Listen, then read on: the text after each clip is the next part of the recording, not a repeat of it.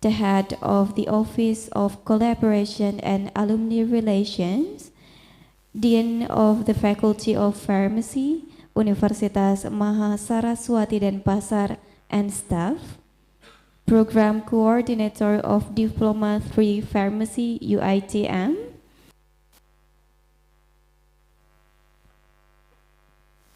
invited lecturers of pharmacy, medicine, and dentistry in Bali, and we are also delighted to have participants joining us online.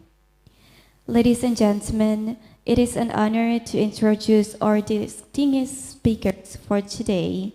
We are honored to have our first speakers, Mrs. Nurur Alia binti Ibrahim, DIPFAM, BFAM, RPH, a dedicated pharmacy lecturer from University Teknologi Mara, UITM Penang, Malaysia. And our second speaker is Professor Dr. Imade Jawi MKes from the Faculty of Medicine at Universitas Udayana, Bali, Indonesia.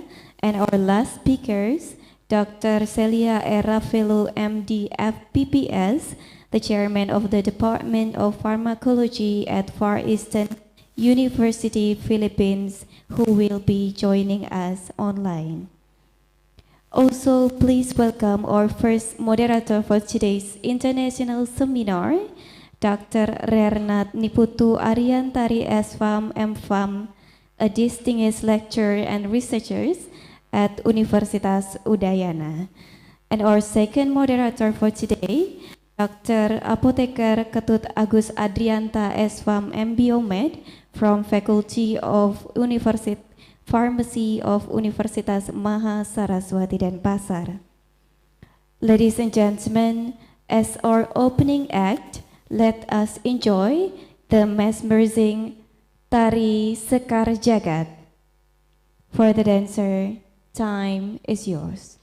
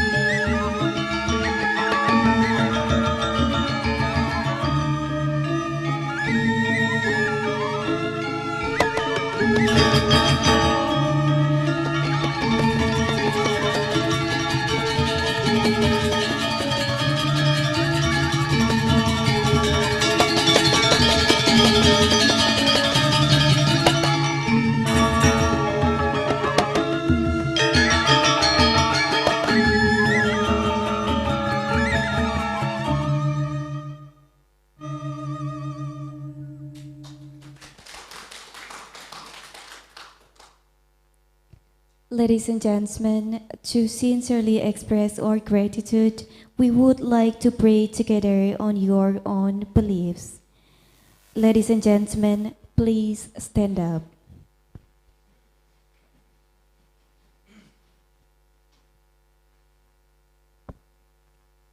Prayer begin.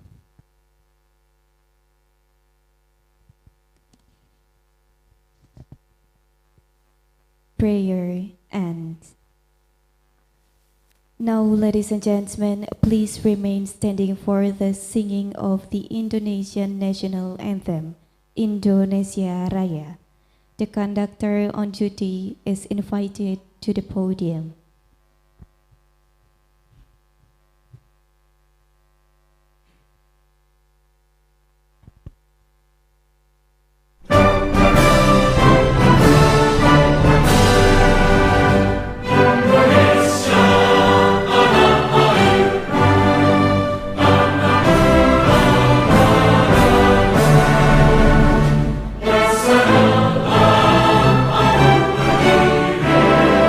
Jangan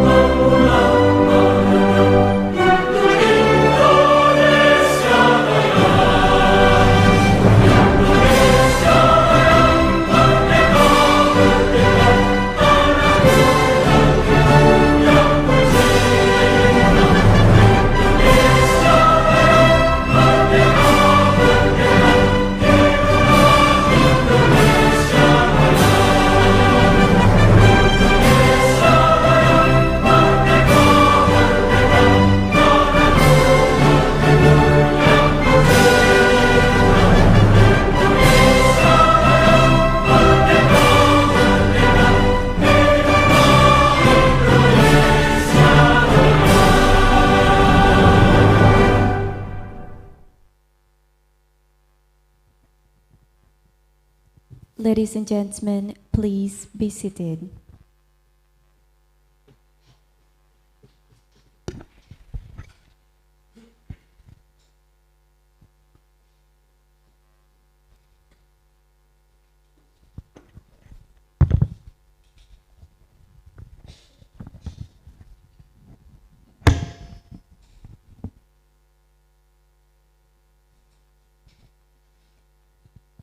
Ladies and gentlemen, to officially open the international collaboration on pharmacology and natural products, we would like to hear the opening speech by the Vice Rectors of Research, Innovation and Collaboration of Universitas Mahasaraswati Denpasar.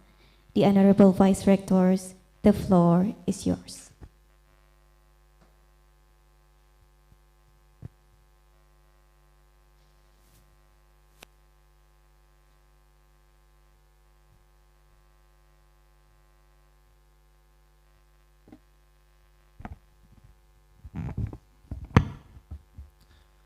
Om Swastiastu.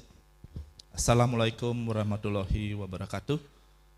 Salam sejahtera bagi kita semua. Salam kebajikan. Rahayu, rahayu, rahayu. First of all, I would like to express warmest regard from our rector. Actually, he would like to attend this very wonderful meeting, seminar. However, he is now at a very different relationship, like a religious relationship, because it is a very important day in our belief, Hindus' belief.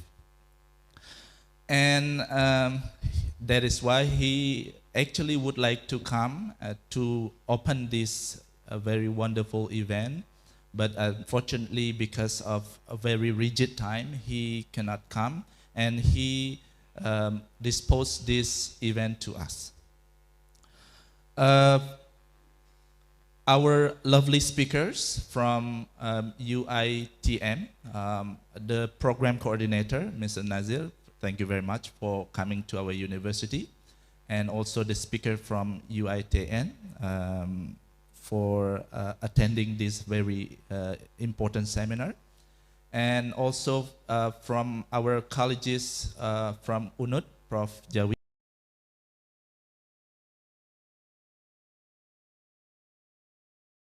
speaker also for Far Eastern University Philippines, who joined with us through online meeting. Thank you very much also for joining this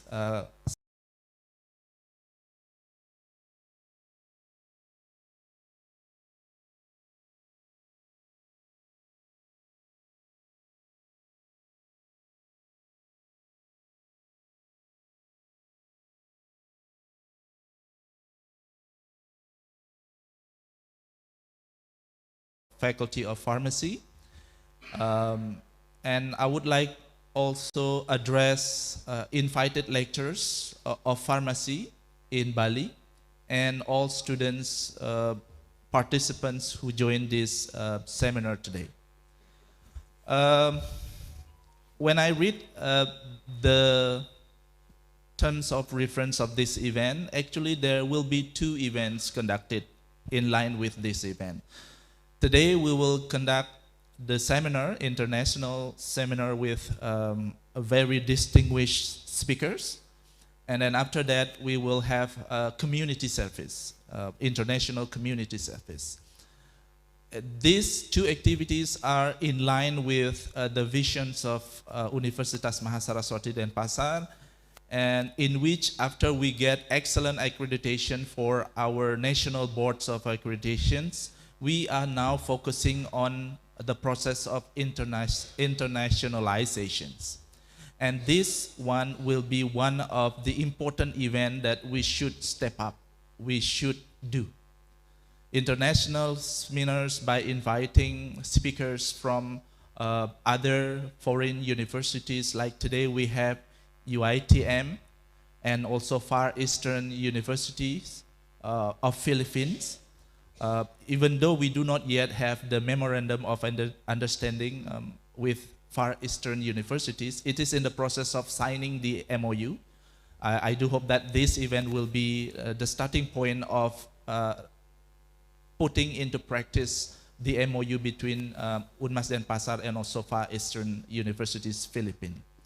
And then the community service also, if we are Indonesian universities, when we deal with accreditation, one of the points that we should provide is that we should be able to carry out not only national funded community service, but also internationally funded community service. We do hope that this second event can be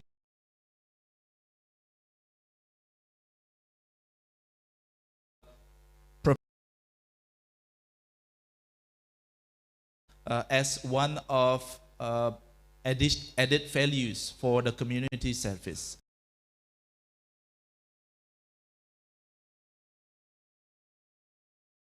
Again, thank you.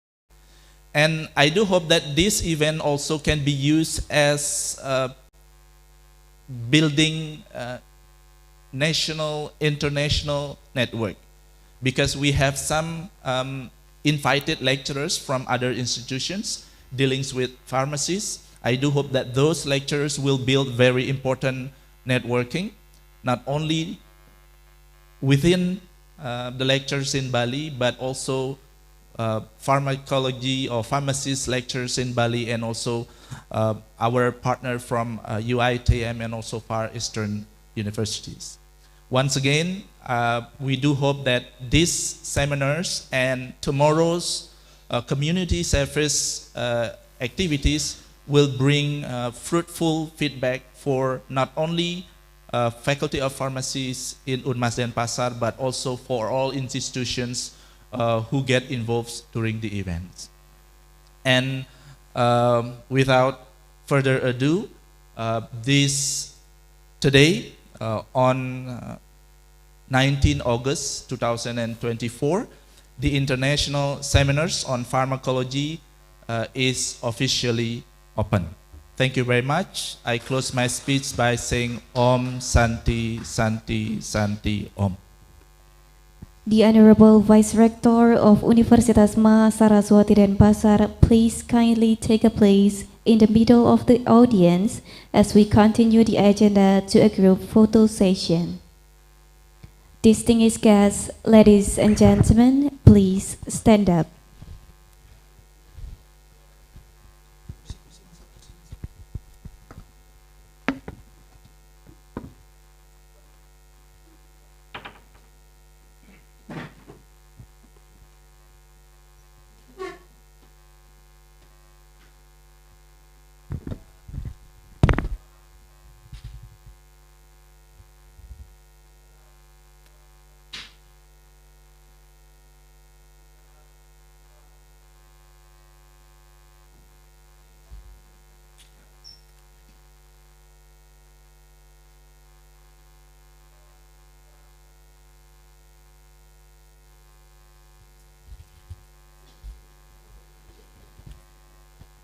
Ladies and gentlemen, that was the opening ceremony of the International Collaboration on Pharmacology and Natural Products.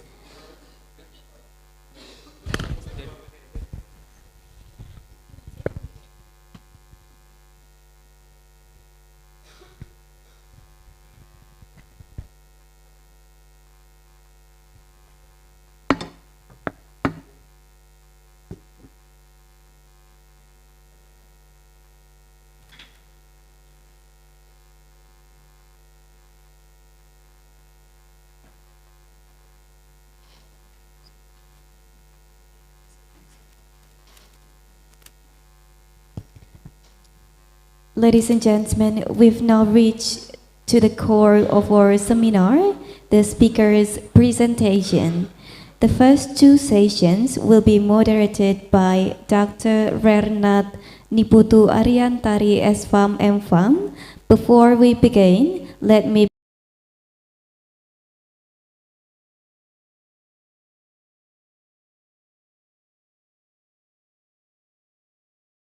born on the 7th of December in 1981. She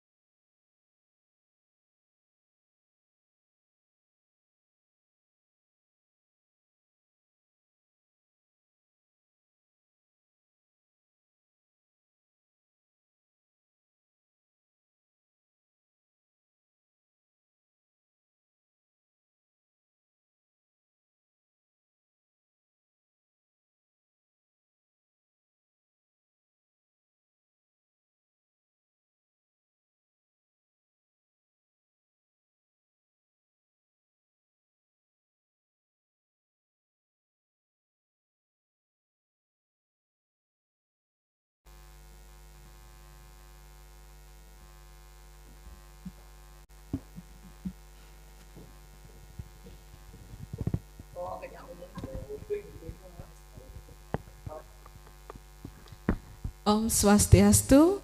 Assalamualaikum warahmatullahi wabarakatuh. Shalom, Namo Buddhaya. Salam sejahtera untuk kita semua. Good morning, ladies and gentlemen. I hope everyone is doing great today and could enjoy the seminar until the end of the session. It is a great honor for me to be a moderator for the session, the morning session of this seminar on international collaboration on pharmacology and natural products.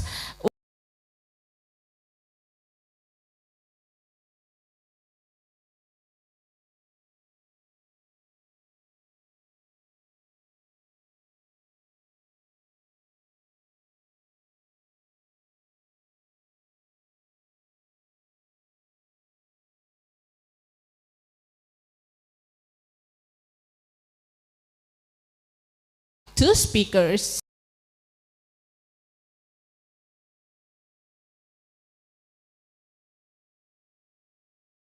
Nurul Alia binti Ibrahim, RPH.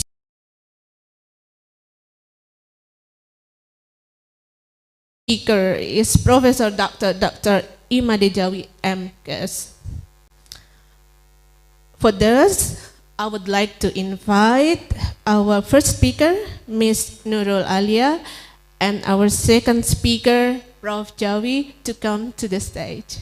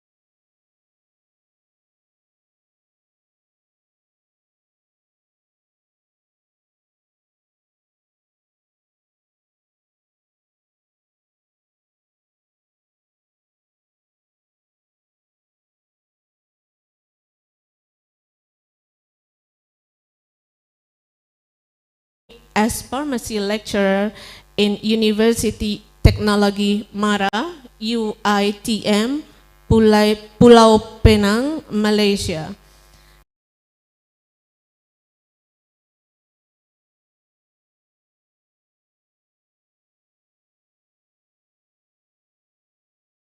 In 2022, she gained her master in clinical pharmacy from UITM.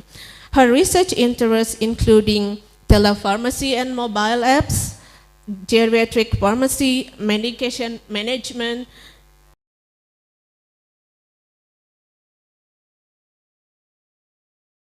scientific papers as well in this field. Today, Ms. Nur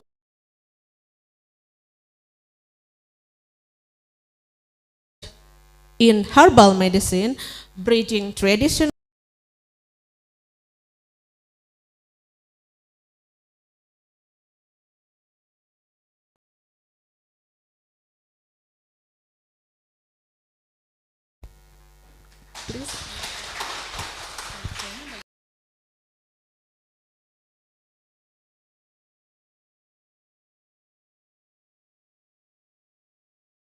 a presentation from Ms. Nurul Alia.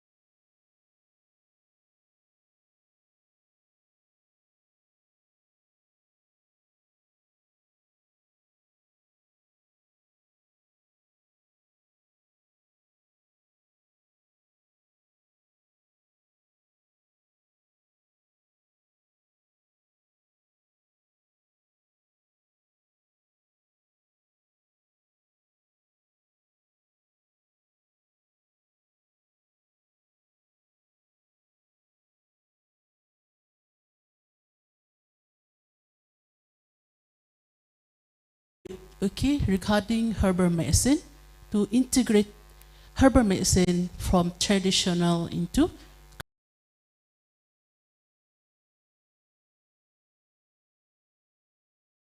Pak Budi, okay, and also Pak Agus as the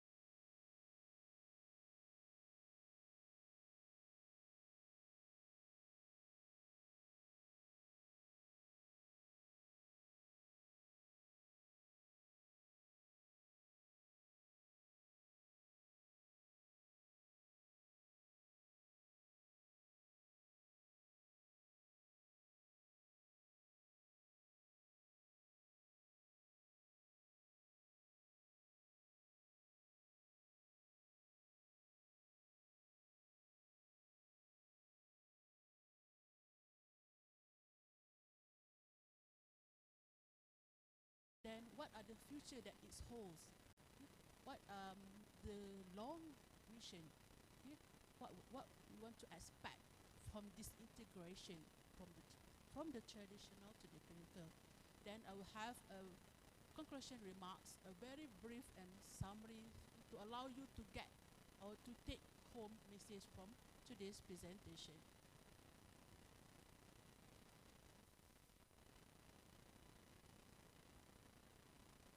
Then again, let us start with the definition of herbal medicine. Okay, herbal medicine, or some people call it as botanical product, or it can be phytochemical preparation. Okay, it's basically, by a definition, is a medicine derived from exclusively from a whole plant, okay, or part of the plant, okay, which then it can be manufactured in a crude form or as a purified pharmaceutical formulation. Okay, throughout this presentation, okay, you may come across the simplified form of herbal medicine, okay, HM, okay. Please take note that throughout this presentation, if you come across HM, it stands for herbal medicine. Okay, we simplify it into the easier readings. Okay, so according to National Cancer Institute, okay, they come up with their own definition on herbal medicine. Okay, they said that herbal medicine is a type of medicine that use plant. It can be from the root, stems, leaf, flowers, or seed. Okay, that is used to improve the health, prevent disease, and to treat any illnesses. Okay, but when we're talking about national cancer specifically, they want to use a traditional medicine in treating the cancer.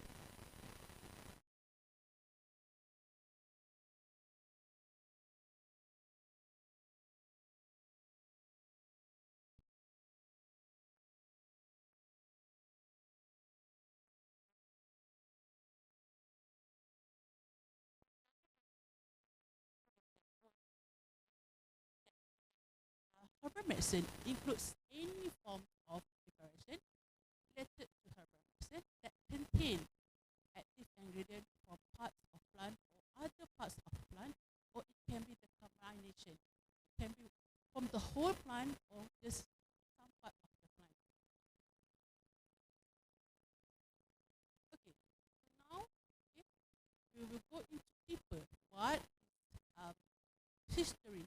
When we're talking about traditional or herbal medicine, okay, what comes in my mind, or I think those who have the significant background in traditional or natural product, they realize that this, the main three, the traditional Chinese medicine, Ayurveda, as well as the Western herbalism, is among the top three, okay, based on the history.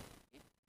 Traditional medicine or herbal medicine is actually derived from ancient years, I think like 1,000 years back, you know, and it's still being used until today. So we will so for the first part, okay, for the traditional Chinese medicine, okay, just I will go a glance towards each traditional medicine system that have been here, okay, since back then. Okay, the first one we have traditional Chinese medicine. It is the oldest, okay, and the most comprehensive system of herbal medicine. So when we are talking about system, it's not only focusing on herbal medicine. It includes the whole system. Okay, the aim, okay, of having the aim for this the, I'm sorry if I pronounce it wrong.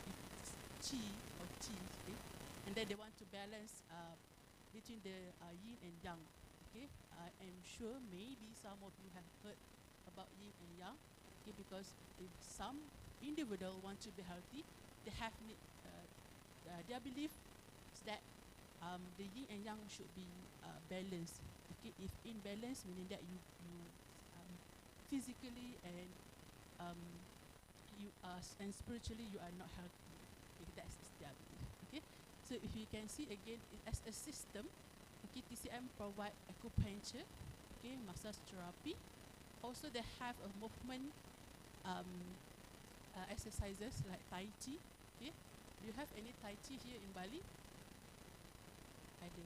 We have also in Malaysia. Okay, sometimes we can go to parks at evening. Okay, there we have Tai Chi. We can join them. Okay, usually it can be morning or evening. Okay, it's a very fun exercising. Okay, and then for sure, as a system also it includes herbal medicine. For example, ginseng, ginger, and licorice. Okay, this is what I've been talking to earlier regarding the yin and yang. Just a figure to show you, okay, to refresh back what is meant by yin and yang.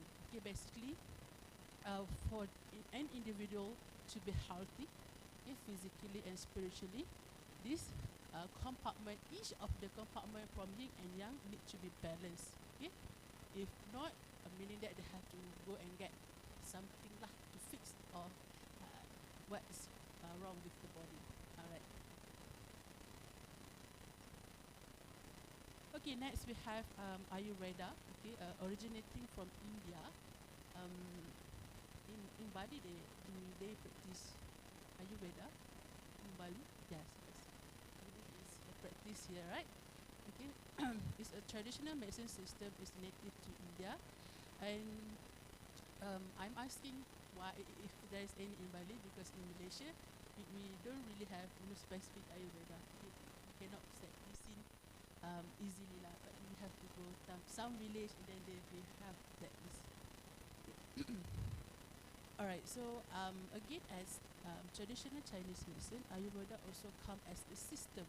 It's not only focusing on the herbal medicine. Okay, as you can see, you have Pancharma, okay, and then yoga, acupuncture, and massage, as well as herbal remedies. Okay, basically, TCM and Ayurveda have a concept or belief that one individual, okay, each one of individual have their own energy. Okay, so that in this kind of energy need to be balanced. If not, okay, spiritually, if we are talking about spiritually, okay, it needs to be fixed. Alright, so this is what I've been talking earlier, right? When we compare or when we are discussing about TCM and Ayurveda, okay, their belief is that all individuals have the energy. Okay, in Chinese medicine or TCM, right, the energy is referring to Chi or Chi and Qi, okay, and then for Ayurveda they call it as prana. Okay, so Ayurveda suggests that the energy system needs to flow well and balanced. Okay, basically I presented it earlier. Okay, so they want an individual to have a very good lifestyle intervention. Okay, and then to incorporate all the therapies and herbal remedies, as well as to have a physical activities.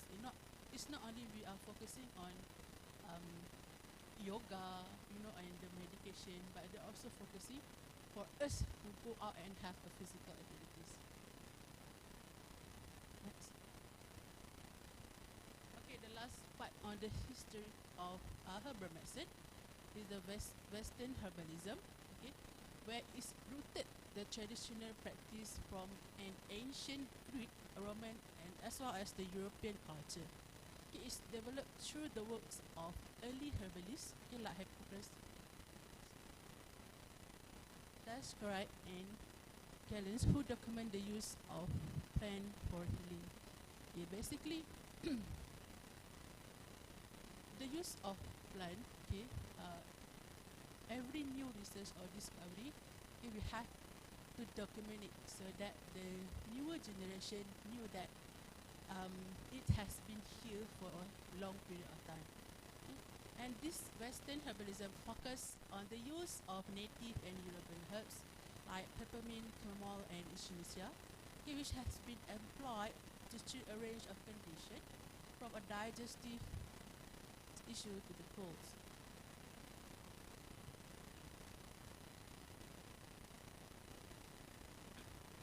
Okay, let's look into the global popularity and demand. Okay, herbal medicine has getting very much attention. Okay, especially in Asian country. Okay, and we can say that I believe WHO agreed with us, so that the recent data reported that estimate that 80% of the world population relies on traditional medicine for some aspect of primary healthcare, with herbal treatment playing a main role. Okay, in some developed countries, again there is a growing trend in the use of herbal medicine and alternative medication. Okay, the end user or our patient, our consumer, right, usually seek the herbal remedies to for a chronic condition, for example, arthritis, anxiety, depression, as well as again as gastrointestinal issue. So next, looking at the data that we have here, the global herbal medicine market is very substantial. Okay, we can see a continued growth by a consumer interest in natural and holistic health solution.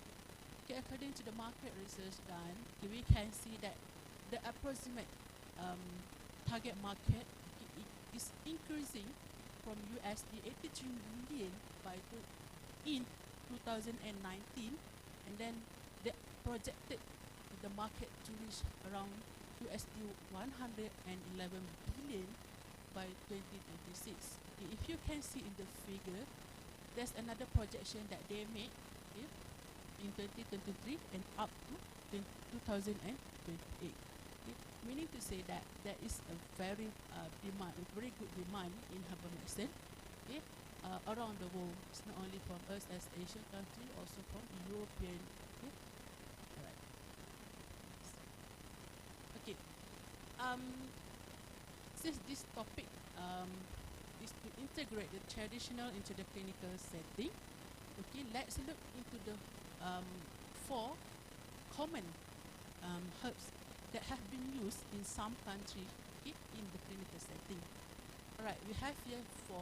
I will go a glance, okay, so that we can focus more on our research after this. Okay, so we have turmeric or curcuma longa. We also have ginseng, specifically Panax ginseng. Also, we have Echinacea and Sonjangworts, Hypericum perforatus, or the another scientific names. Next.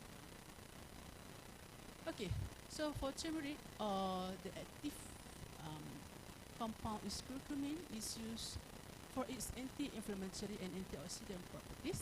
Okay, whenever we are talking about clinical, we have to know that it needs to have the mechanism of action, okay, or pharmacology parts of it. Okay, hence for the curcumin, as it already have established data, okay, so they said that they found that for MOA for curcumin is effect or action through multiple pathway, including the inhibition of nuclear factor kappa P that involve in inflammatory response and also can act as antioxidant. Okay, I attach one figure. If you can see, all right, the last the right hand side below, you can see where the nuclear factor kappa B is located.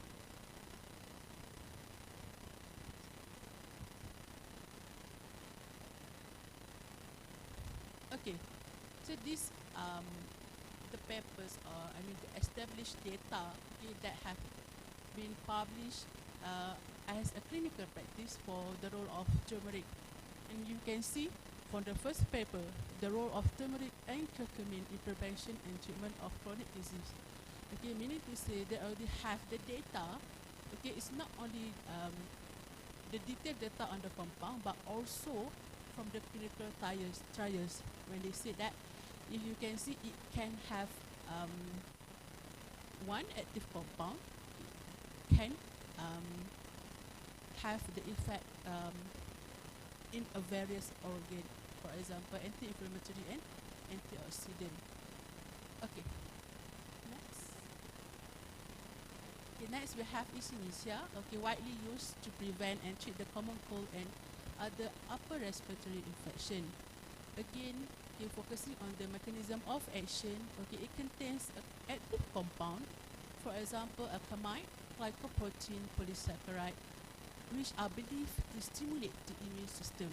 And this kind of compound or active compound can enhance the phagocytosis, increase the production of cytokine, and activate the natural killer cells. Okay, we have a recent paper, systematic review paper, that claim this Echinacea, it can reduce antibiotic use by preventing the respiratory infection. It's a very good paper to read, okay, that have a very thorough review on the use of these herbs.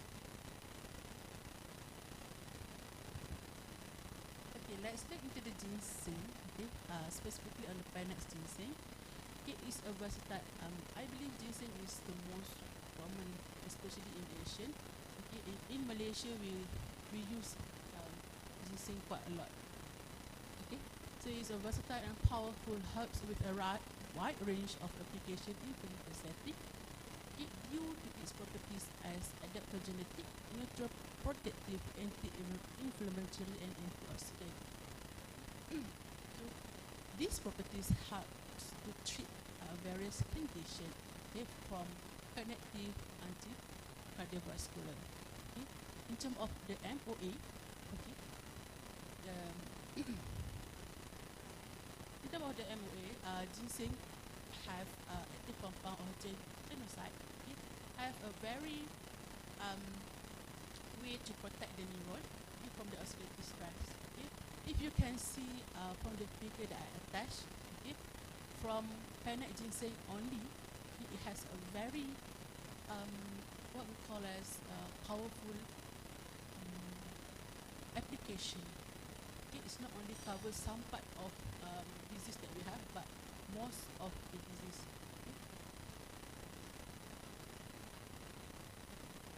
Okay, so this again, when we're talking about integrating traditional into clinical setting, with the data that we have, then we will have a very good confidence that it can be used in the clinical setting. So this one, okay, the ginseng, they provided a very detailed review, okay, that it can be used to treat the chronic condition. Okay, the last one we have St. John wort, okay, or the scientific name is Hypericum provatum. Okay, also one of the most common herbal medicine consists of atraquinine that display anti-inflammatory and anti-cancer effect.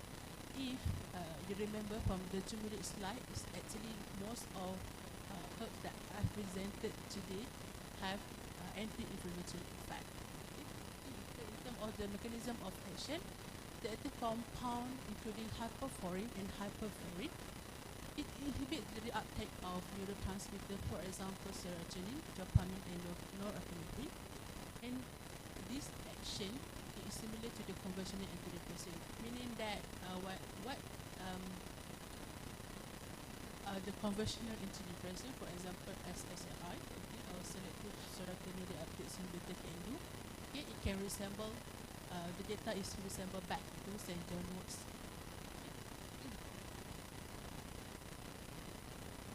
Right. So this is what I meant earlier. That one paper that discussing on the clinical use of hypericum preparatum, in which our St. John works in a depression. They highlights that for a patient with mild to moderate depression, St. John has a comparable efficacy when compared to SSRI. Again, SSRI is selective serotonin reuptake inhibitor that is really being used in depression. Okay, however, we need a follow-up study, okay, for a longer period to ascertain this benefit. Okay, because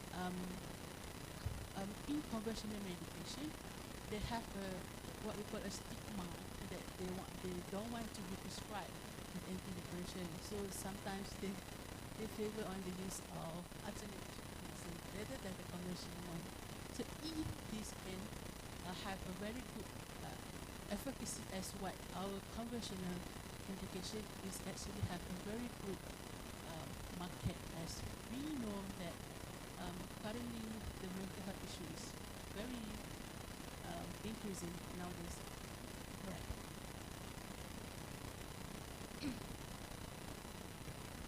Okay, so next is our main topic for today, okay, innovative research approach in herbal medicine.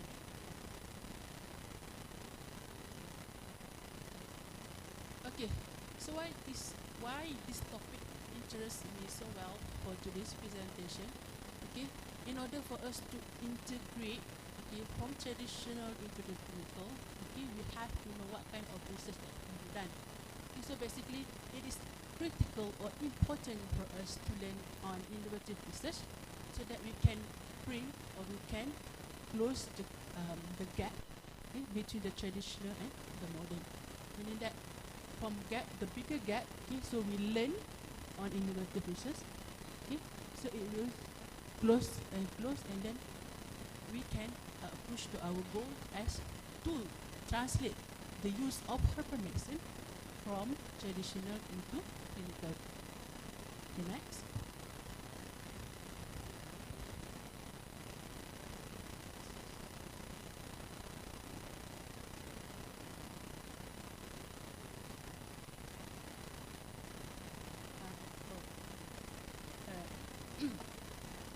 So for today's presentation, I will cover on 4 main innovative research approach in integrating the herbal medicine into clinical setting.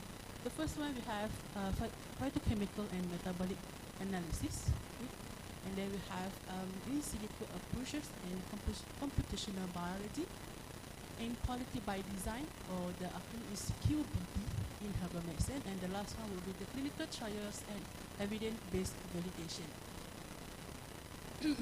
So, the important step one, first of all, the very important step one, when we want to translating or bring the traditional into the clinical practice, okay, we have to do cytochemical analysis. It is basically the primary step in validating the traditional herbal medicine. It is to have a detailed analysis of the plant chemical constituent. Okay, we call them as cytochemical. It's just like what my resume was presented by a moderator, right? So we have to have a very specific, we call it as a bibliography of the plant before we start with the other research. So if you can see in the figure, okay, you have one plant. Okay, when we do the phytochemical, we will have a primary metabolite and a secondary metabolite, in which each metabolite carries different implication.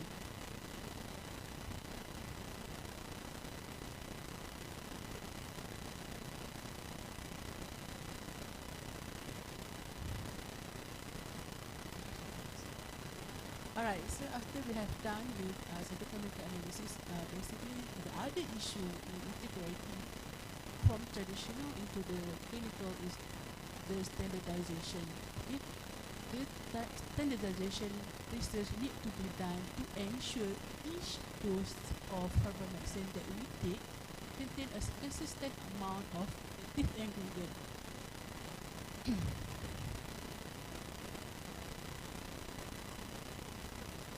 Okay, so the reason why it's very important to have standardization, okay, we want to put the trust on the use of herbal medicine, and it is very crucial as we want to allow, okay, healthcare provider to prescribe the herbal medicine confidently as the conventional drug.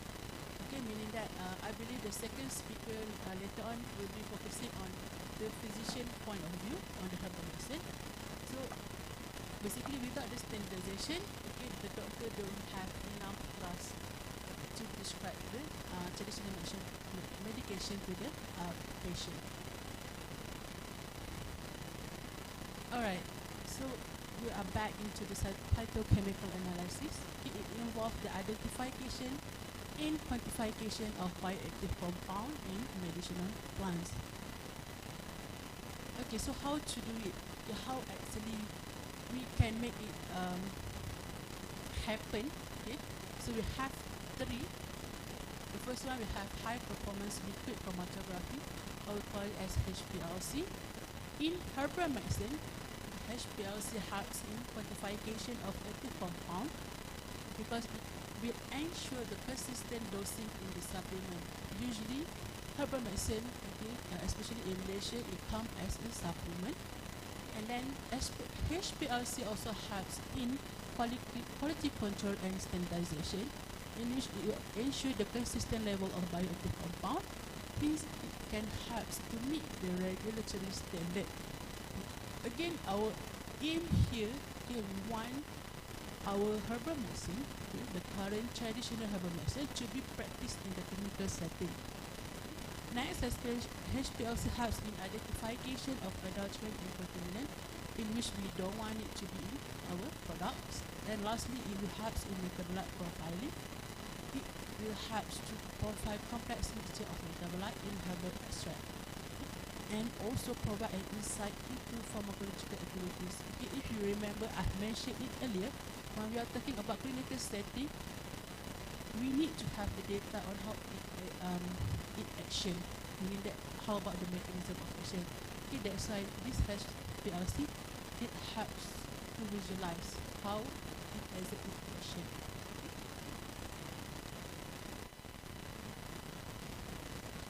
Alright, next we have gas chromatography, mass spectrum, GCMS. Okay, in herbal medicine, it helps in identification of volatile compound, because our herbal medicine also consists of essential oil, right? And then for terpene and others that are present in medicinal plants, and it also helps in quality control and authentication by comparing the chemical profile of the sample with the reference standard, because you want to ensure that there is no adulterant and to confirm its purity. The gas chromatography can do it. Right, now the last one we have the nuclear magnetic resonance NMR spectroscopy. It helps in herbal medicine. It helps in structural elucidation of phytochemical, in which it provides a very detailed structure of complex cytochemical. For example, functional groups, stereochemistry, and molecular conformation of compound. And it also can help in metabolic and fingerprinting, meaning that we create a fingerprints into the plant, the herbal plant, then we compare it with the different species that are available worldwide. Then we can assess the impact of cultivation and to ensure the consistency.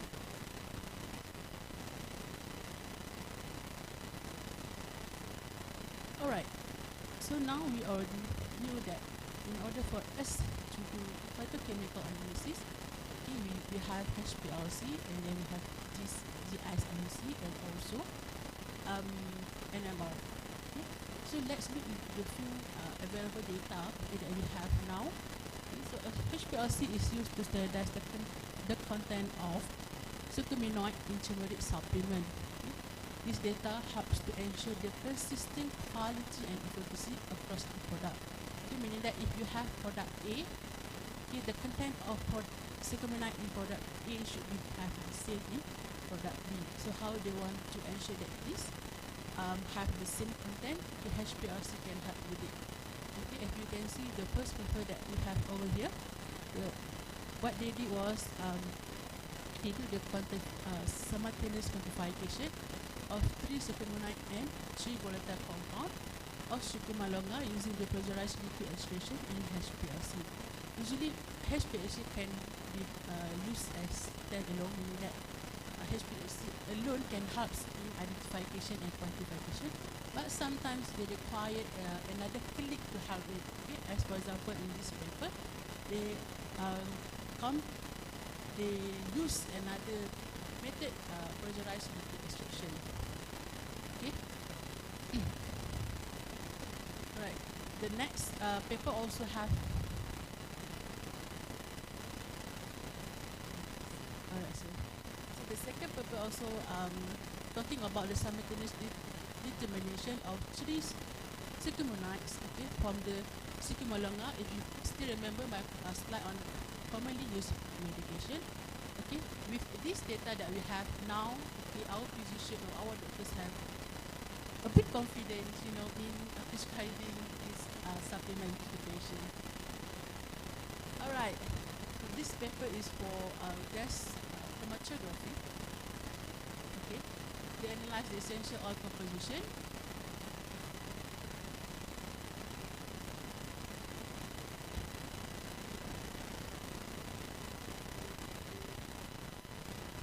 Okay, so for NMR, okay, also they have a paper that differentiate the ginseng roots from various origin, for example China and Korea. Okay, that highlighted actually there are a significant difference between one ginseng to another.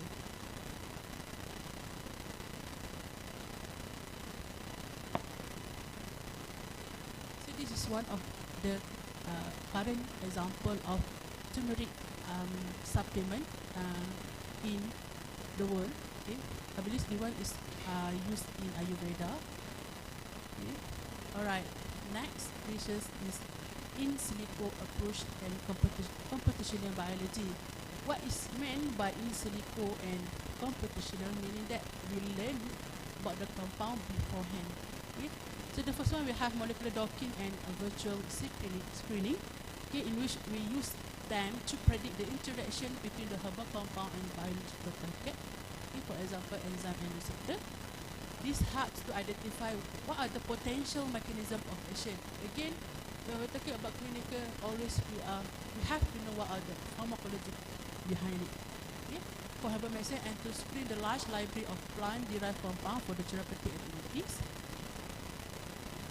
Okay, this then will help to accelerate the process.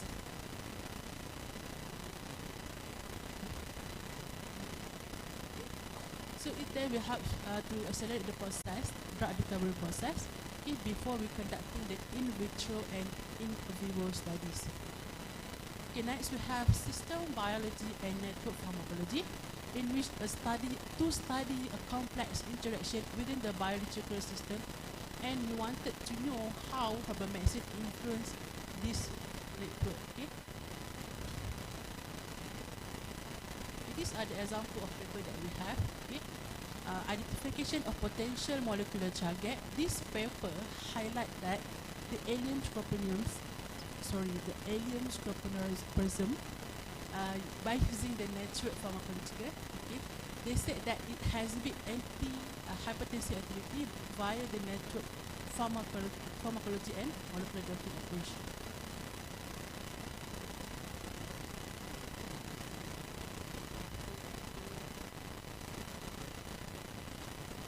Alright, the third one will be QBD, quality by design.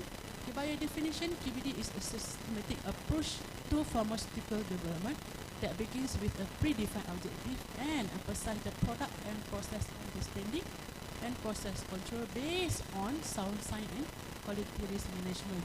Okay, QBD is to be done before, okay, we do the products.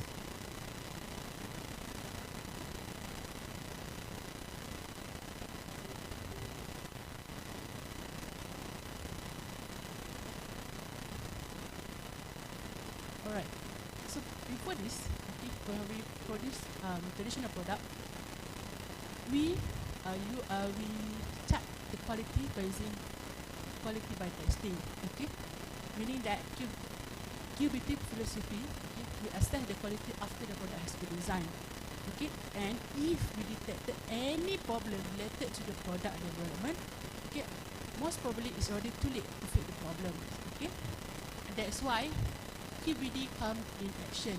Okay, QBD approach helps address this issue early, and it will help to prevent any failure at advanced stage of the development. Okay, nowadays the project in the pharmaceutical and medical device industry can no longer be carried out without considering the recent good practice of development recommended by ICH directive. Meaning that before this, if you want to produce the product, you just need to give the paper the QBT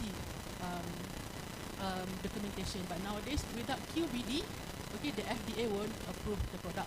Okay, so FDA and EMA, the European Medical Agency, require the applicant to send the QBD because they want the applicant to have better understanding on the product. It's not only to produce, but to have understand what is going on with the product.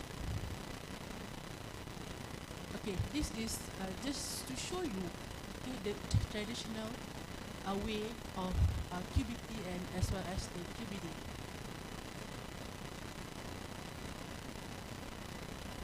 Okay, right. So the QBD goals is actually to improve biological therapeutic safety and efficacy. With the additional benefit, okay, we can understand earlier, okay, in terms of the efficacy during the manufacturing process, and this will help to reduce the cost and the potential for faster regulatory approval. Again, FDA won't approve without the QBD design. Hence, QBD has been successfully used in different areas, including pharmaceutical industry. Okay, these are the 5 elements of QBD, okay, that each element need to be fulfilled before submission into the FDA. Okay, we have number 1, quality target product profile. Then number 2, practical quality attribute, risk assessment, design of experiment and control strategy. QBD is a very wide topic. Okay, it won't be covered for today, but it's a very good topic. Later on, maybe need to invite another speaker to talk about QBD itself. Okay, QBD in herbal medicine is quite interesting topic. Okay. So again, even though QBD is already present earlier before this, but it's rarely used in the pharmaceutical industry. But nowadays they implemented this, okay, into approval of product. Okay. So I have mentioned earlier, QBD need to be submitted for FDA. In in QBD element, you can see we have DOE, design of experiment. Okay, the fourth element. Okay, this one played an important role in QBD. So that's why without this design, okay, FDA won't approve, because through this DOE, it will tell us the applicant as well as the researcher what is happening while manufacturing and release the herbal medicine product. So this is one of example, the very good example of QBD, okay, for herbal medicine, in which they fulfill all 5 elements, okay, in order to produce the products. Okay, so the last part for innovative research, okay, in herbal medicine, okay, I believe most of us already know that randomized clinical trial (RCT) is the most rigorous method to evaluate the efficacy and safety of herbal medicine. Okay, it's not only for herbal medicine, also for our conventional medication. Okay, so by comparing the effects of herbal medicine with a placebo, okay, researcher can obtain a high quality evidence of its clinical use. However, they have a few challenges, okay, in terms of standardization and blinding. Hence, even though with these challenges, okay, they need to do the RCT, okay, because integrating herbal medicine into clinical practice required evidence base. Okay, for example, we have one here, efficacy of blood cohort in treating the early symptom of menopause. Okay, they did the RCT. Okay, I think this paper was in 2015. Okay, again, it's a very good topic to learn about. Okay, so this is the recent one in 2020, where they study on effect and safety of herbal medicine among community dwelling residents during COVID-19 pandemic. Okay, they did use the herbal medicine. Okay, you can see the result. Okay, the use of herbal medicine reduced the risk of common cold by 98%. Okay, so they conclude that the community-based RCT found the use of herbal medicine therapy, okay, could significantly reduce the risk of common cold. Alright, aside from RCT, nowadays they have adaptive trial design, where it is more flexible approach to clinical trial that allow the modification to the trial protocol based on the interim result. Meaning that, okay, you can see in the figure, instead of they design and then they conduct, okay, and then they analyze, adaptive design allow them to modify along the way. Okay, hence it can reduce the time and cost of clinical trials by still providing the robust data that we need on the efficacy and safety of herbal treatment. Okay, this two slide is to focus on how to improve the yield and doing the extraction. Okay, it's not basically the topic of interest for today. Okay. Okay, so in this paper, okay, for extraction and formulation, basically we can say that using green extraction technique, okay, or nanotechnology based approach can help in enhancing the extraction efficacy and sustainability. also with the help of nanotechnology, okay, we wanted to do the tissue culture, okay, and genetic engineering to increase the yield. Okay. All right, we move on into the challenges of integration.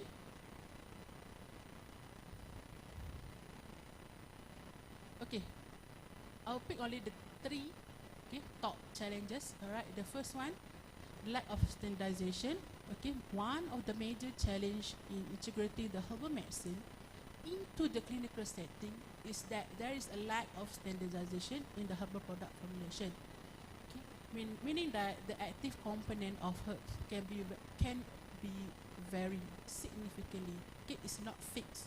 Okay, and it depending on the factor, for example, plant species, what are the growing condition, the temperature, the humidity, and then what are the time of the harvest the times and preparation method. It all varies. That's why without standardization procedure, it's very difficult to integrate from traditional into clinical setting. Next, the potency and efficacy of herbal product can be inconsistent, making it very difficult to prescribe them confidently in clinical setting. Okay. Right. Number two is in terms of quality and safety concern. The quality of herbal product can be compromised by contamination. Again, that's why cytochemical analysis is important. Okay, because we wanted to ensure that there is no adulterant. Okay. Then, in terms of safety concern, the variability in the concentration of active ingredient can lead to either sub-therapeutic effect or toxicity. Alright, the last challenges would be in terms of regulatory barriers. Okay, as I've mentioned before, herbal medicine usually classified as dietary supplement rather than medication or pharmaceutical in many countries, meaning that they are not subjected into rigorous tests compared to our conventional. They have very thorough testing. Okay. So lastly, the lack of standardized regulatory framework makes it very challenging to the healthcare provider to recommend herbal product with confidence, particularly when considering potential liability issue. Okay, usually they are more concerned on drug herbs interaction. Okay, so for the future, we can see. Alright, they have nowadays with the technology, okay, the digitalization and artificial intelligence helps in bringing the herbal medicine into clinical practice. Okay, for the impact, okay, as we want to move forward, okay, we need to have evolution, okay, so that it will have a smooth transition. Okay, and the most important thing again, evidence-based practice, because without evidence, without documenting, okay, we won't know what are the efficacy and the safety of the herbal medicine. Alright, the last part will be the accessibility and affordability, meaning that in some country, maybe it's very difficult to get the conventional medication, okay, as compared to herbal medicine. Because of that, we need to ensure that this transition is not only benefit to the country but also to the community. Right, the last part. Right, okay. So before I end my presentation, okay, I would like to bring you to the recent news on the integration of herbal medicine. Okay, this professor is from University of Sydney. Okay, the recent finding. Okay, he did the nanotechnology approach, okay, meaning that they integrate the use of herbal medicine into the clinical. It's a very good article to be read. Okay, I can share you the article later on. Okay.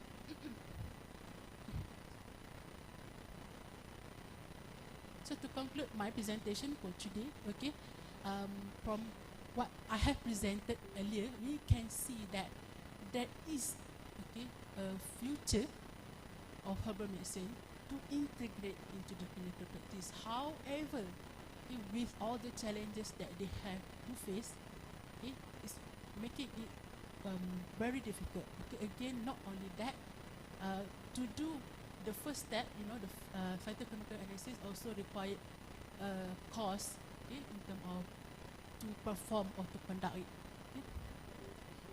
Alright, so the integration, aside from phytochemical, the integration of QBD and clinical trial also helps in safety, efficacy, and consistency of herbal treatment, in which it will help to meet the modern healthcare standards.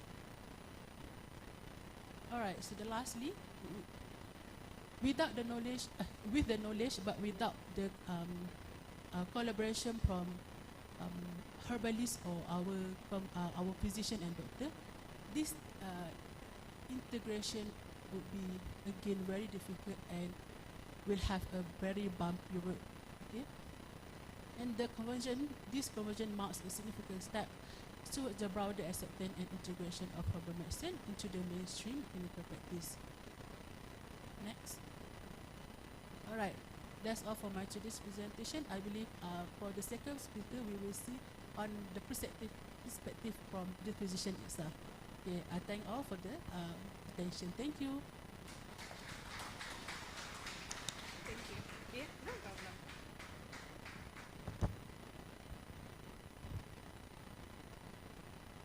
Okay, thank you, Ms. Nurul Alia, for the very nice talk. We have here in Bali, in line with Ms. Nurul Alia presentation, in our traditional system of medicine in Bali, we have the so-called Usada Bali. Yeah, and in line with your presentation, our big challenge is also to bring it into clinical practice, is how to standardize and how to provide scientific evidence before its application in clinical settings. Yeah, I believe that this is gonna be a hot topic for our Q&A section.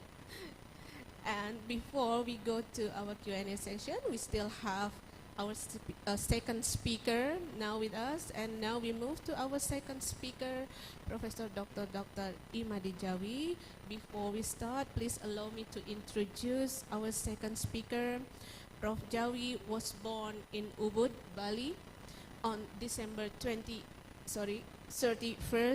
1958. He is currently a coordinator of doctorate program of medical science in Faculty of Medicine, Udayana University. He earned his bachelor from Faculty of Medicine, Udayana University in 1985, master in sport physiology in 2002, and graduated from the doctorate program in biomedic in 2013. He has published several scientific papers in international journals, as well as books on medicinal plants.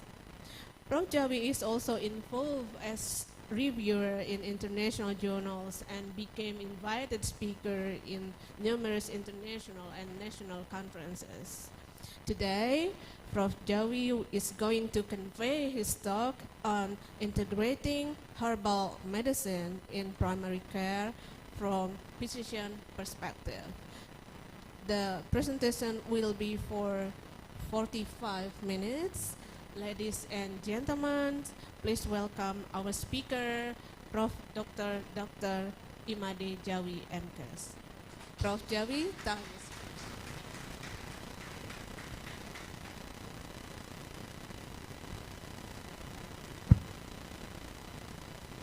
Thank you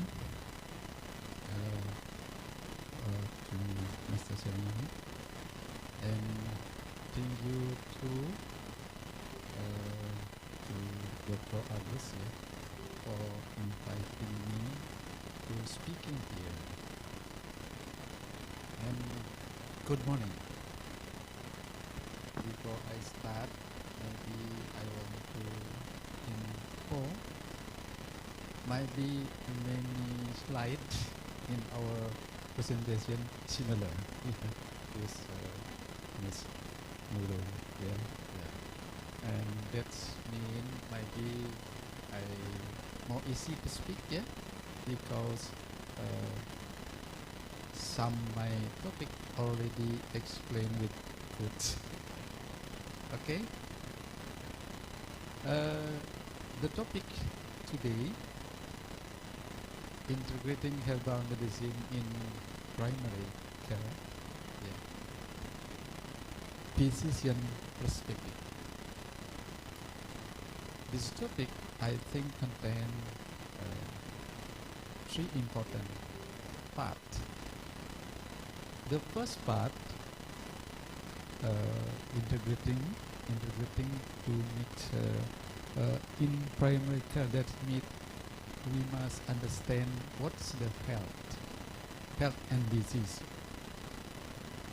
The second might be we must understand about herbal medicine that already explained by Ms.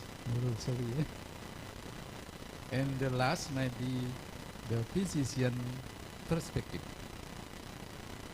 Okay, three important points. I will start about health and disease.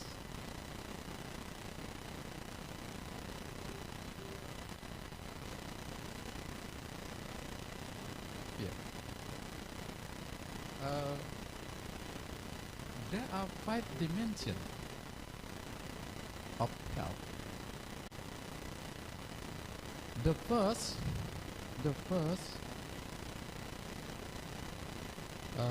physical dimension. The second, emotional dimension, and mental dimension, social dimension, and spiritual dimension. All of these dimensions can be affected. One dimension affected another dimension, and can mix if this balance, or all of these 5 dimensions balance, we can find a holistic health. Speak about holistic health. Most people only look at the physical dimension, of health, and refer to the bodily aspect of health. In most people, that means most people only make a definition physical dimension, that means absence of disease or absence of injury. Disease and injury for physical dimension need medication in most people.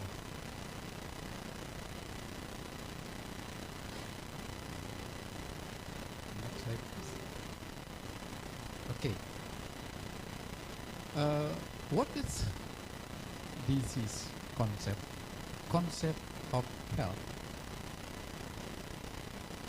Health and disease, not static condition. Not static condition.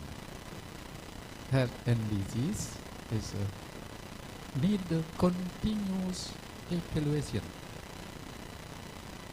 and change, always change, time by time, day by day, always change, not static condition.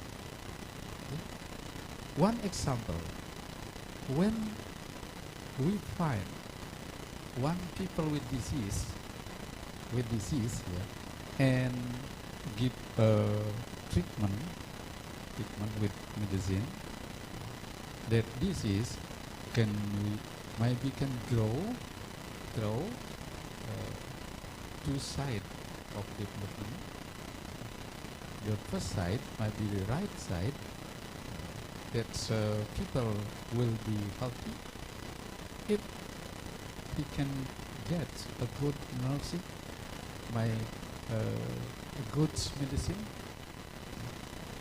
and the other side might be can go to die. Death. Those, please, plate. Yeah. This is need good medication. Needs better drugs. Conventional drug or maybe traditional or herbal. So we in this presentation will explain about the drug discovery from my ancestor maybe to the conventional medicine in this time.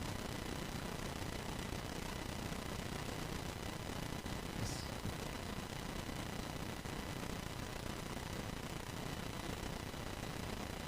Okay.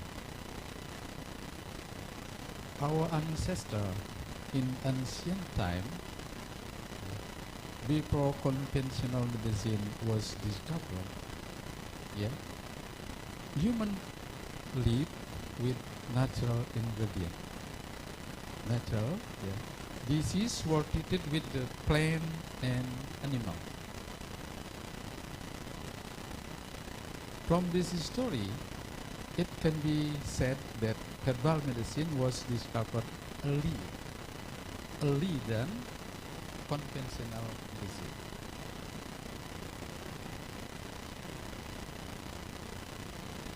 This is after our ancestor in ancient time discovering many medicine from plant and maybe from animal. Yeah. From that time, pharmacology developed. This is two methods how the pharmacology developed. The first is a conventional pharmacology method. That's mean from the discovery of medicine from animal or from plant must be studied how that ingredient of plant work in vitro, in cell in vitro, and then continue in vivo by animal model. Please back, yes, animal model, yeah, and it with this method, conventional pharmacology, to find medicine is need long time, maybe until 10 years from one candidate of the drug.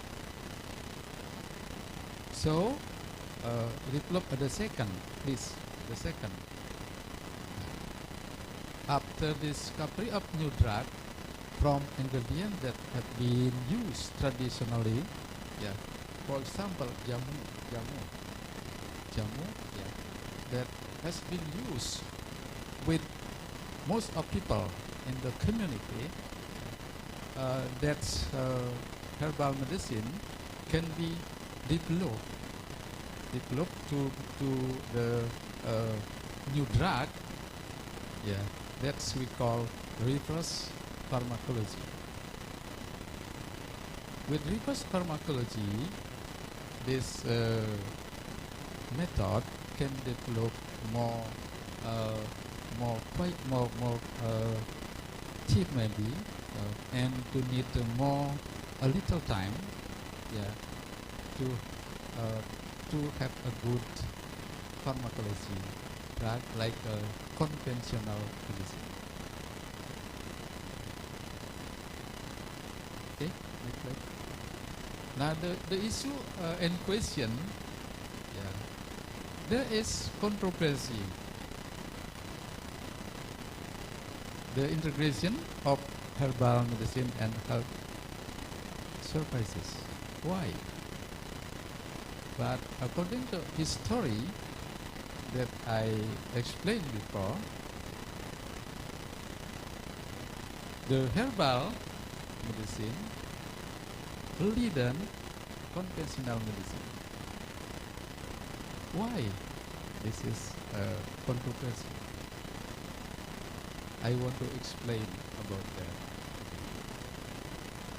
Okay. The first, I would like to explain what is integrated health services. According to the World Health Organization has recommended integration of complementary and alternate medicine with modern medicine as a part of global approach of health for all. Herbal medicine is the most common and well-known complementary and alternate medicine method. And utilizing herbal medicine is not foreign to Indonesian people. One survey in a community that is find 45% of people use herbal medicine, and only 5% choose modern medicine as a treatment step. So that I think integrated health services is a new method. Okay, continue please. How about integrated health service in Indonesia? In Indonesia, the regulation of herbal medicine is overseen by the several government agencies and guided by a framework that ensures the safety, quality, and efficacy of herbal product. Maybe similar with the definition by this word. Key aspect of this regulatory framework include regulatory authority, National Agency of Drug and Food Control, here called BPOM. BPOM is the primary regulatory body responsible for everything with the safety and quality of herbal medicine. And set a standard, evaluation and enforce regulation. The second, registration and licensing. And the third, the classification of and standard. The government of Indonesia have been classification and standard of herbal medicine, as a standard by the Indonesian government. Traditional herbal medicine or jamu is a traditional form of herbal medicine widely used in Indonesia, and the form has a specific standard for jamu, including requirement for raw material processing and quality control. And beside jamu, the Indonesian government also have a standardized medicine and phytopharmacology. Okay, continue. So, integrated health services in Indonesia have a regulation. The Minister of Health Regulation, number 21 of 2021, in integrated traditional health service in Indonesia is a comprehensive guideline. So our government have a guideline aimed to integrating traditional health services with modern medical service. This regulation reflects Indonesian commitment to blending traditional and conventional healthcare to provide holistic health solutions. Integrating herbal medicine into primary care can offer several benefits, but also present a unique challenge. From a physician perspective, this integration involves balancing traditional and modern approach to provide holistic and patient-centered care.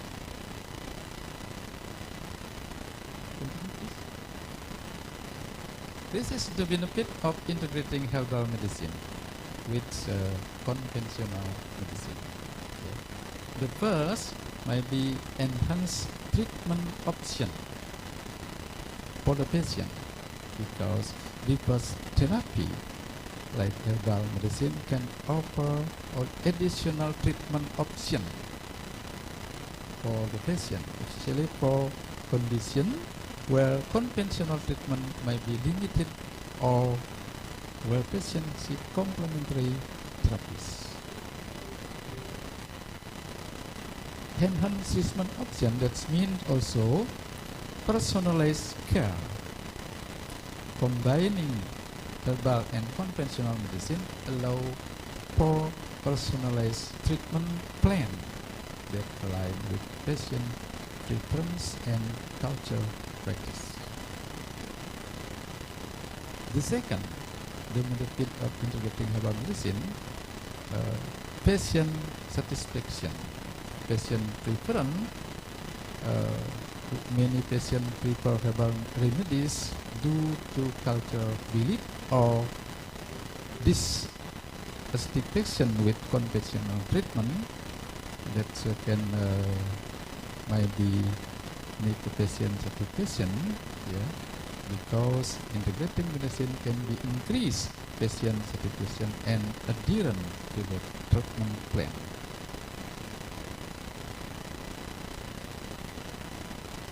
Holistic approach, by herbal medicine often emphasize holistic approach to health, which can be complement conventional care by addressing lifestyle and wellness factors. The third might be potential synergistic effect between herbal medicine and conventional medicine. Might be better for preventive care, because herbal medicine can support preventive care strategy such as boosting immunity or improving overall well-being. This is the benefit. Right now, I want to explain primary care physician perspective on integrated medicine. Here, we will explain 3 points, important points. The perspective of physician in Indonesia. The first, evidence and safety.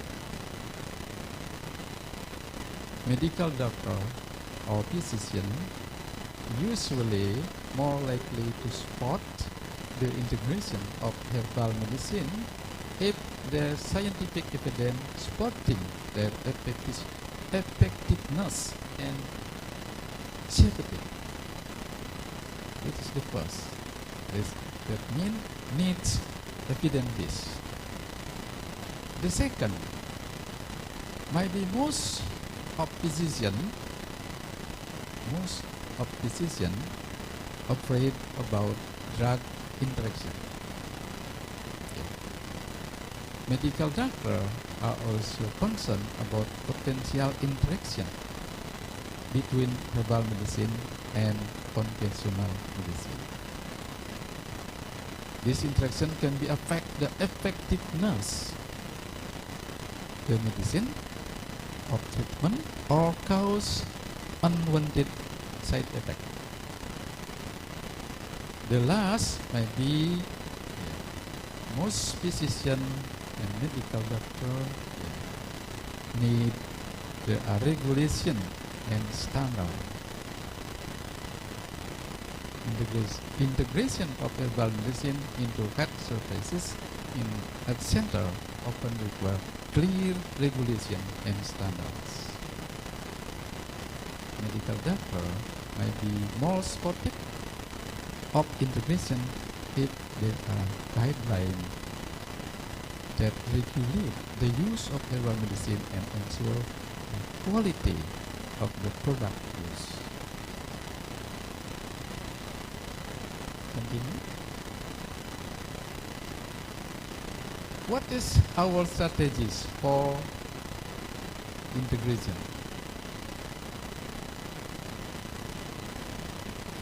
Here I try to explain two strategies.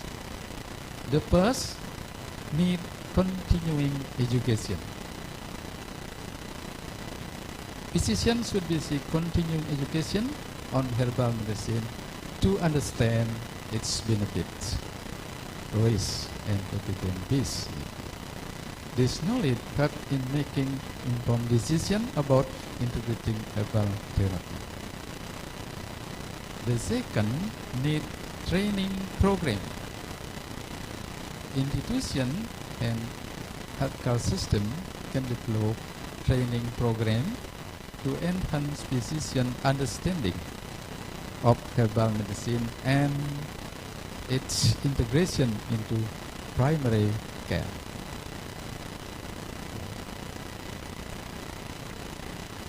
This is I want to explain what is important point for the continuing education for physician and medical doctor in Indonesia.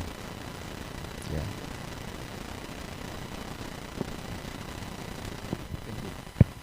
Thank you. Yeah.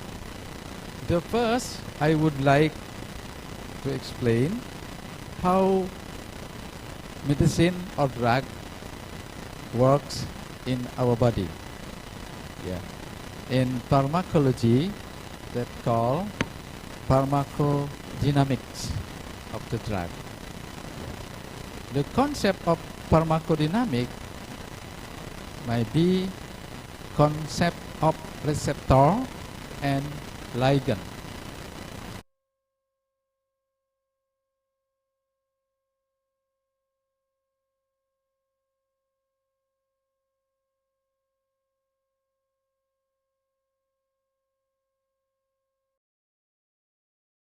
To physical health, yeah, the drug must be interaction with receptor or might be with another protein in the cell. Here,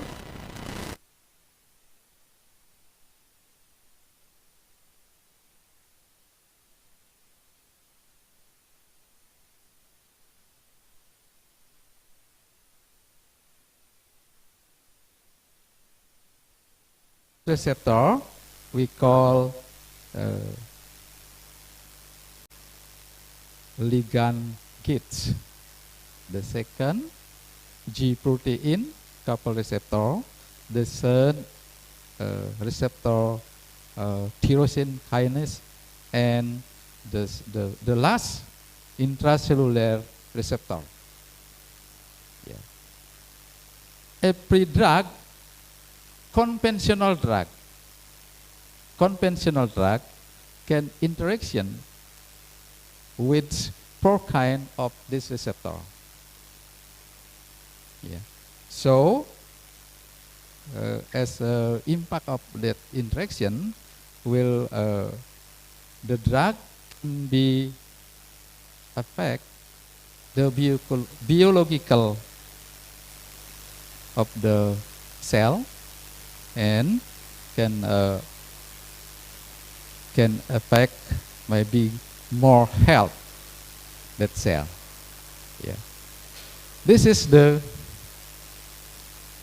conventional drug. How about herbal medicine? Herbal medicine contain secondary metabolite. Secondary metabolite is a ligand, similar to the conventional medicine. So, herbal medicine also can interaction with receptor or another protein in every cell. Continue, please.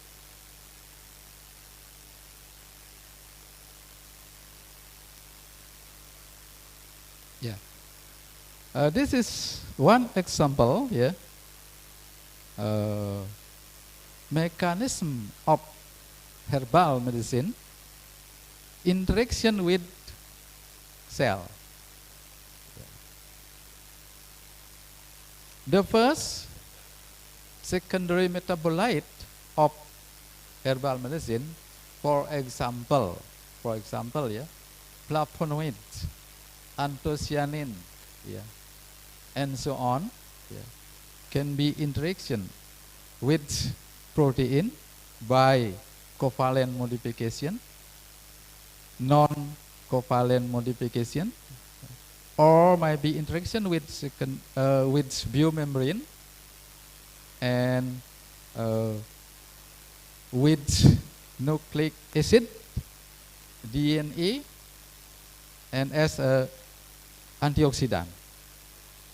Yeah.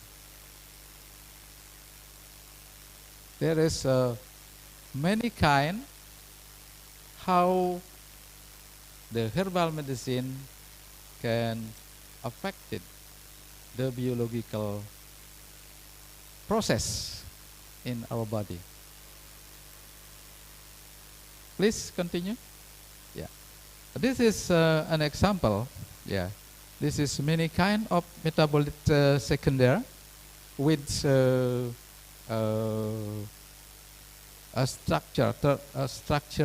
Yeah, that can be interaction by covalent bond and non-covalent bond with protein. That is receptor or another protein. Then that can develop biological process in our body. Okay, continue. Yeah. I want to give many samples. Maybe some of this herbal medicine already explained before by the first presenter.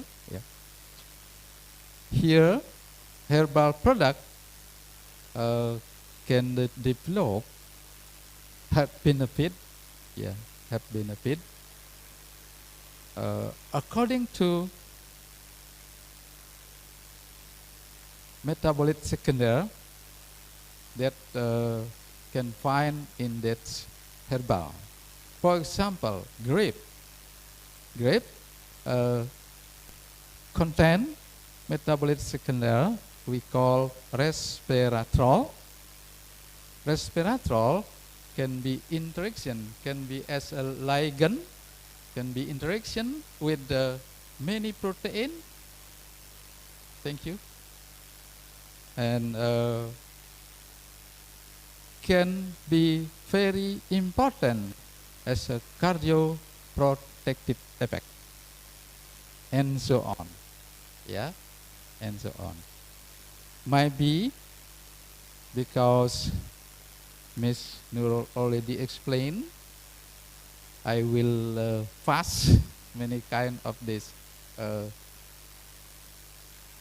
PowerPoint, yeah, to continue. Please continue. Yeah. One example, I want to explain. This is one of herbal medicine. Yeah, can be uh, have a benefit effect for our gaster. Our to be health need a balance between protective factor and aggressive factor. Protective factor for gaster, for example, mucus, bicarbonate, prostaglandin, and aggressive factor is gastric acid, yeah, maybe bacterial, or maybe many analgesic drug.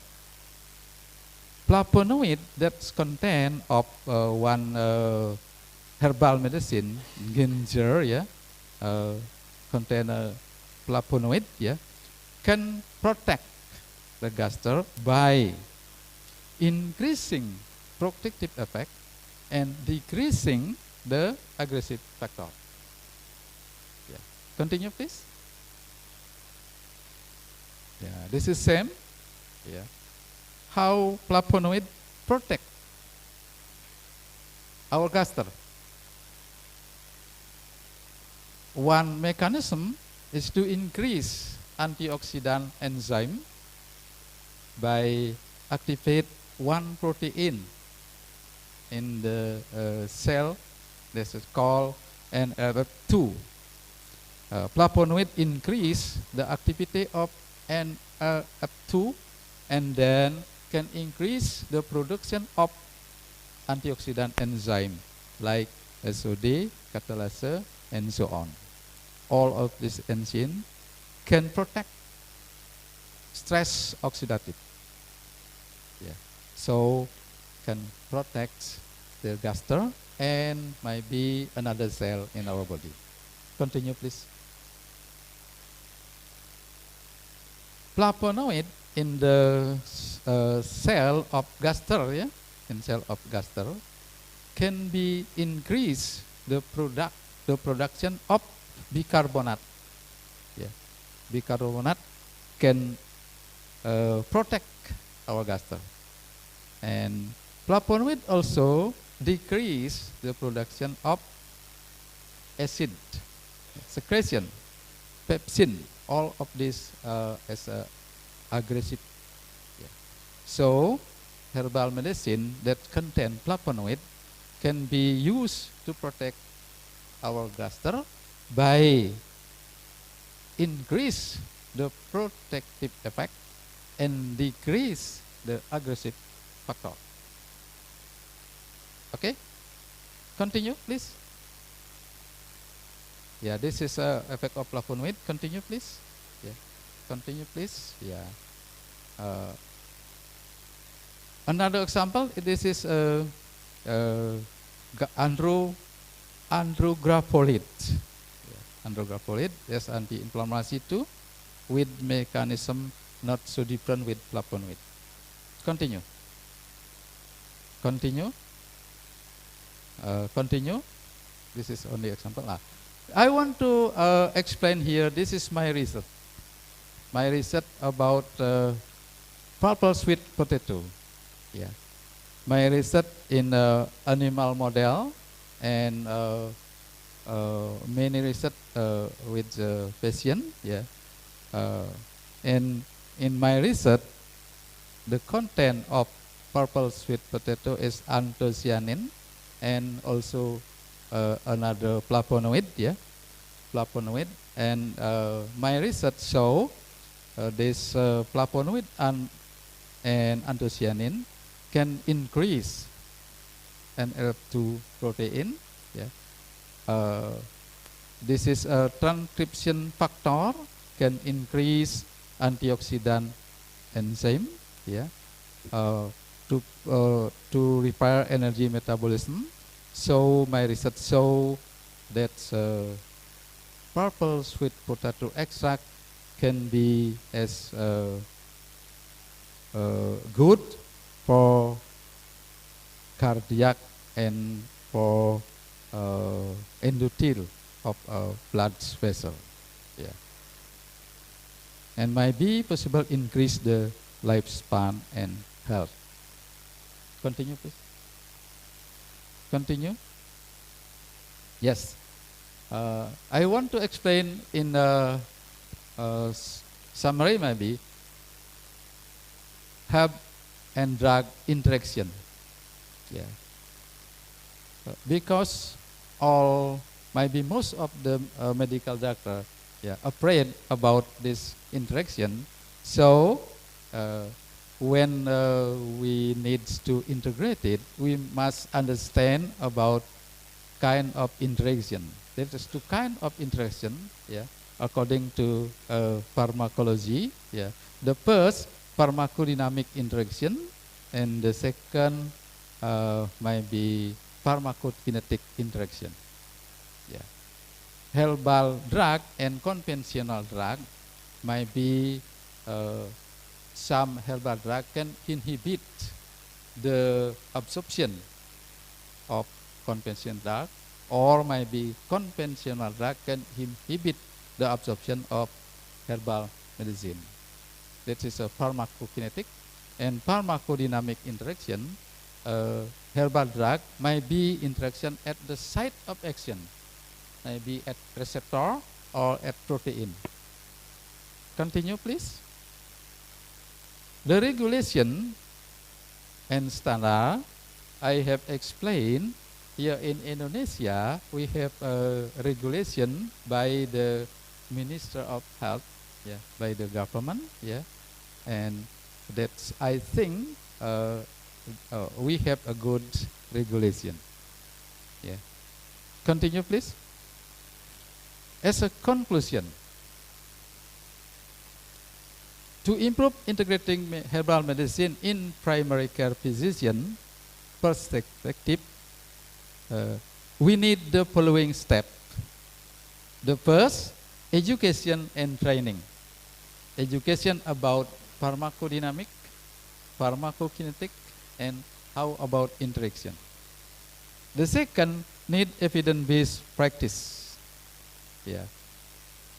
And the third might be patient safety. In this point, interaction and contraindication of herbal and conventional medicine. Continue, please. Especially for herbal medicine, the following steps are required. The first, need a literature survey. Literature survey, as mentioned by Ms. I think, The second, plan selection. Also, according to explain. The last slide, please. This is a step how to plan or metabolic secondary for plan. Step to make a good herbal medicine and can be used integrated in the primary care physician.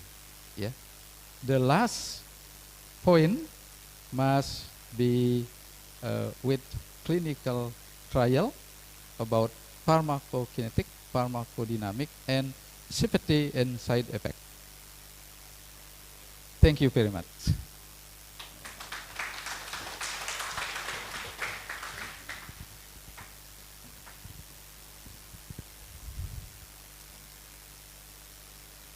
All right.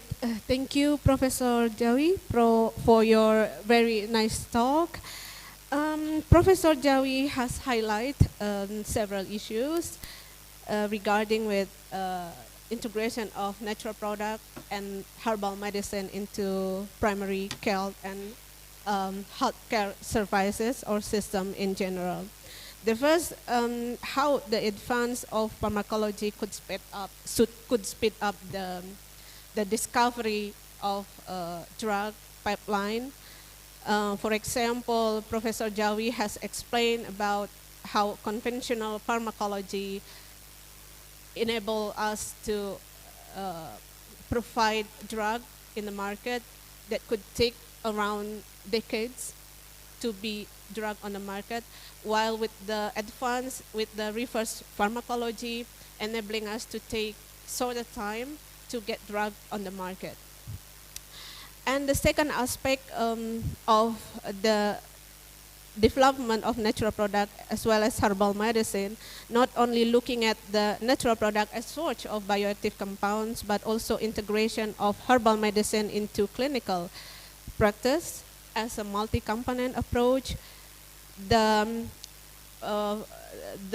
concern arise for this integration, including from the physician perspective, including scientific evidence, safety, and drug interaction and regulation. And for that, several issues regarding to overcome this concern or these issues, training or education are really necessary to bridge the integration of herbal medicine into clinical practice. Okay, thank you, Prof. Joey, once again for your very nice talk. And next, ladies and gentlemen, now we come to the Q&A session. We will have 30 minutes for this session. And for the first term, I think I will invite 3 questions from the audience, as we have limited time for 30 minutes. Please kindly raise your hand. If you have any question, please mention your name, your institution, and to which speaker you want to ask your question. Please, I will invite 3 speakers in the first term of Q&A session. Okay, we have the first. Okay, here in my left side, and the second, perhaps. Okay, in my right side, and we still invite another one audience who wants to ask question, or perhaps audience from online platform. Do we have question from online? Not yet? Yes, I think, yes. We have one? Oh, okay. I think you're gonna be the third. Okay. So, thank you. So we start with our first audience with her question. Please. Okay, thank you. My name is Angel from Bali Dwipa University. I have question for Ms. Nurul Alia. Okay. As we know, Indonesia has a wide variety of herbal medicine. However, if we want to write it on the receipt, standardization is needed. While there are only a few herbal medicine in Indonesia that are standardized. Can you tell us how herbal medicine is used in your country? And second question, what is the role of pharmacy there for herbal medicine self-medication there? Thank you.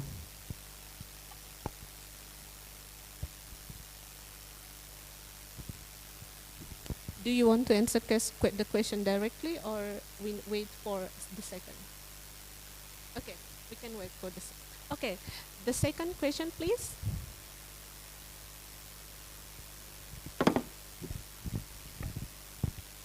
Okay, good afternoon. Thank you. Hello, Mr. Nazri, and hello, Miss Alia. It's such a pleasure for us to welcome you here, and especially also for Prof. Jawi. So, thank you for your presentation. So many insights that I especially can receive for myself. So, I have several questions here. The first, maybe the question for both Miss Alia and Prof. Jawi. We all know that both in Indonesia and in Malaysia, because we have similar geographical feature, and that's why maybe also we have similar biodiversity, and we know that Indonesia has a very rich biodiversity, and I think Malaysia has it too. But my question is, what is actually the gap between the development of natural products and the biodiversity? I mean, we have a lot of plants that can be explored as the source of natural product, but as we know, especially Indonesia, the quantity of legally natural product is still very limited. What actually the gap behind that fact, behind the difference, maybe the low speed of natural product development? Maybe Ms. Alia and Prof. Jawi can give especially the insight for me about the problem behind that fact. And the second question maybe for Ms. Alia, maybe similar as the previous question, how was the use of natural product in Malaysia? I have especially received so many insights from Prof. Jawi about the legal aspect and how the physician use the natural product in Indonesia, but I think I want to know more about the condition in Malaysia. How was the natural product used in Malaysia? And how about the regulatory aspect and especially maybe the government and regulatory support about the use of natural product? Maybe that's all, thank you.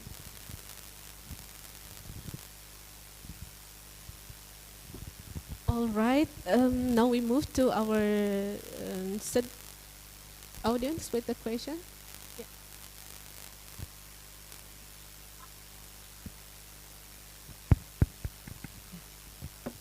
Okay, thank you for the opportunity. I am Santi from Fakultas Farmasi. Thank you very much for the very insightful speaks before from Ms. Alia and Prof. Jawi.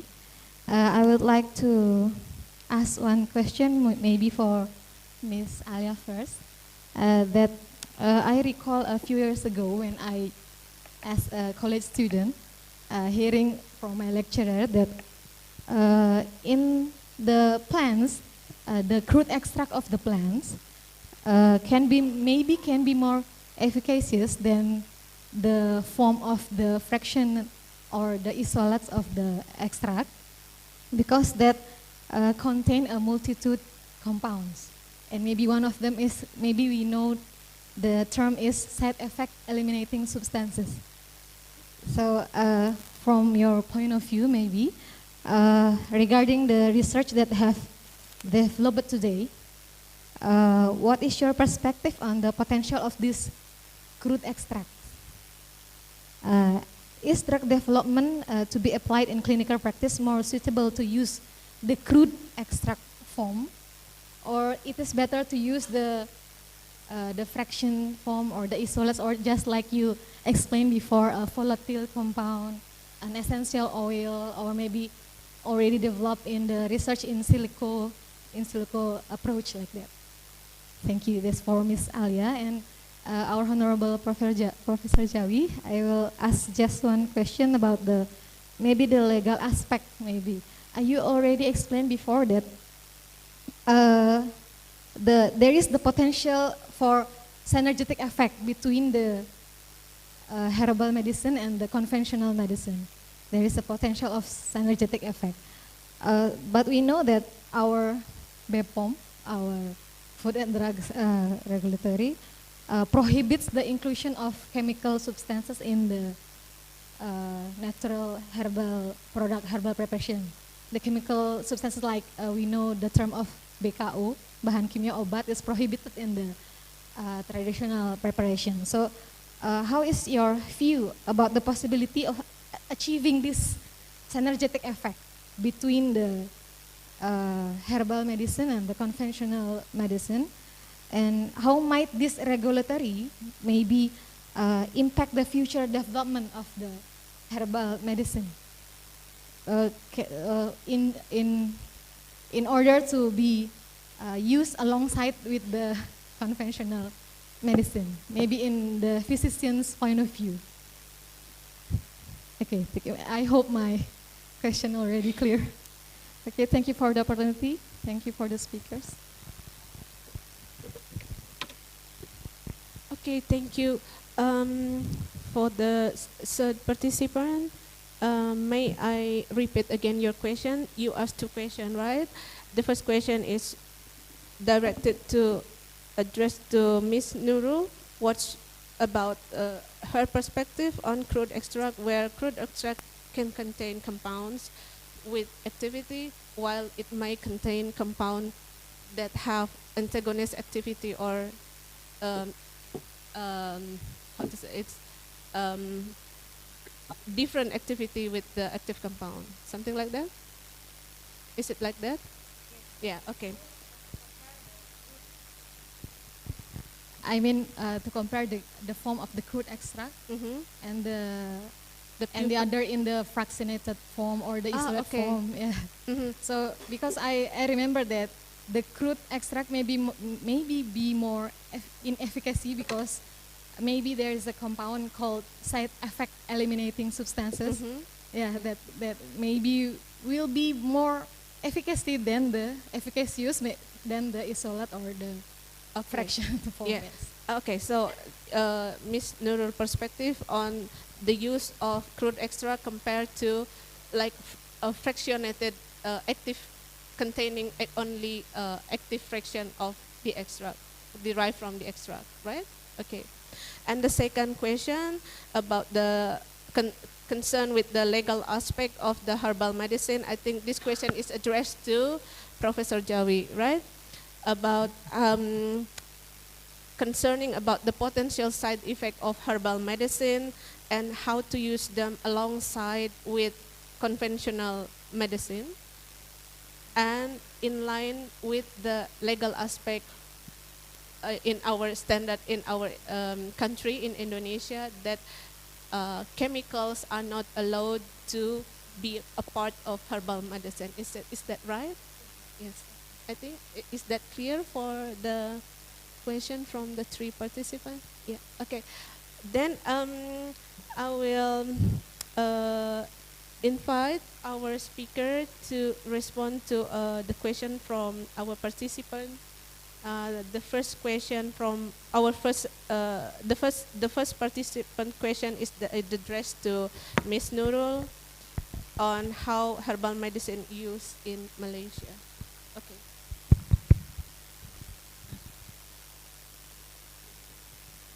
Okay, thank you for the question. Regarding the use of herbal medicine in Malaysia, there's still a scarcity, okay, in Malaysia, but there is the use. But to be clear, okay, the use is what I would like to say is tidak banyak, kiranya tidak banyak penggunaannya secara jelas. Kiranya penggunaannya kita panggil di belakang tabir. Penggunaannya tidak begitu terlalu luas. Okay.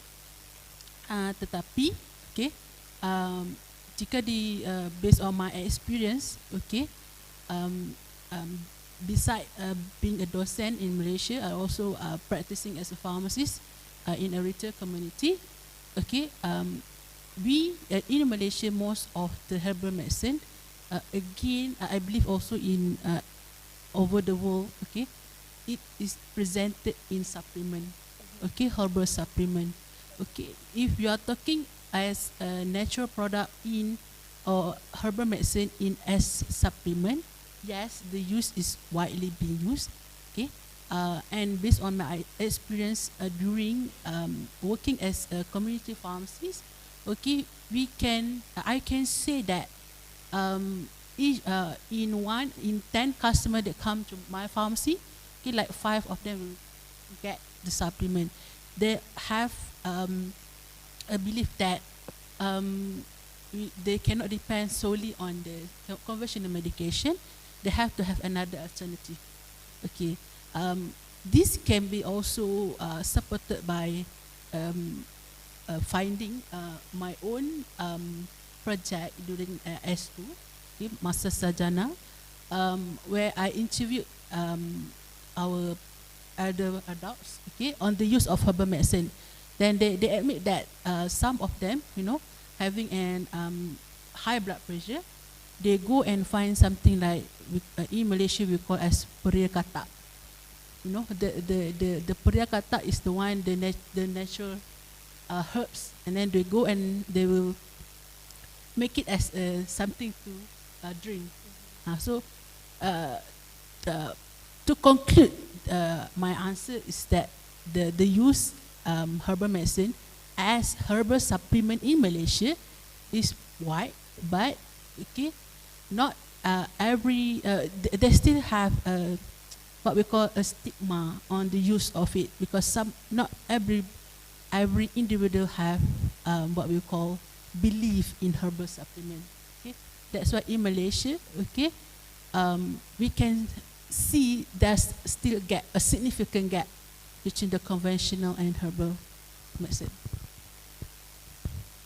Okay, I think this question also relevant to the question from our second participant, which is asking about how the herbal medicine used in Malaysia, as well as the regulatory on herbal medicine. Okay. So in terms of regulatory, in Malaysia we have National Pharmaceutical Regulatory Affair, or NPRA. This body agency, is the one that we will refer to in terms of regulatory, meaning that if for all the identification or registration regarding herbal medicine, all the data needs to be submitted into NPRA, because they are the one that are regulating, and NPRA also will welcome any feedback, what we call it as pharmacovigilance. They will do the pharmacovigilance statistic, meaning that after product was released, especially the herbs supplement, if there's issue arise or any complaint from our physician or our specialist, they will do the reporting and then submit to NPRA, meaning that all the regulatory regarding the herbal medicine will be monitored by the NPRA. Okay, thank you for your really nice response. I think that's answered the question from the first participant here, right? Okay. And now we move to the question from the second participant. On the first question directed to Ms. Nurul and Prof. Jawi about what are the gap of natural products and herbal products. We have so many diversity in natural products, but then the herbal products, it's not as much as the diversity we have. So what do you think the gap between these two? This is the question from our second participant. Yeah. Can you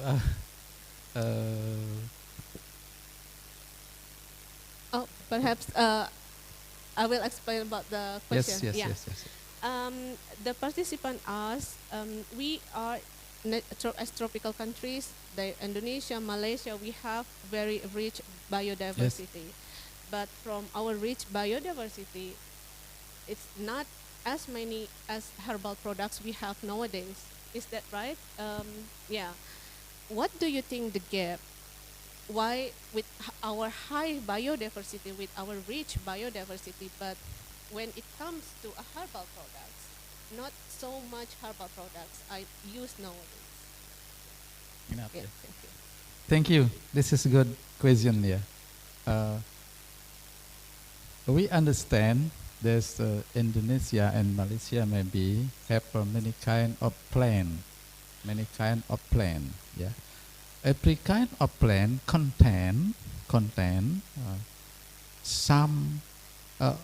same metabolite secondary. Metabolite secondary is that metabolite can exert effect of our body. Maybe can interaction with protein in the cell. Yeah. That mean why many kind of plant maybe cannot mix many kind of herbal. Yeah. The first, because many kind of plant contain same secondary metabolite. The second, yeah, many kind of plant might be without standardized process. So to make herbal medicine that can be used as the medicine in community maybe, or maybe in hospital, that's herbal medicine, or that a secondary metabolite must be have a standardized process and standardized maybe support by evidence-based medicine. I think that is a gap between many with diversity of plant. Only a small part of this plant can be used. Maybe that. Thank you.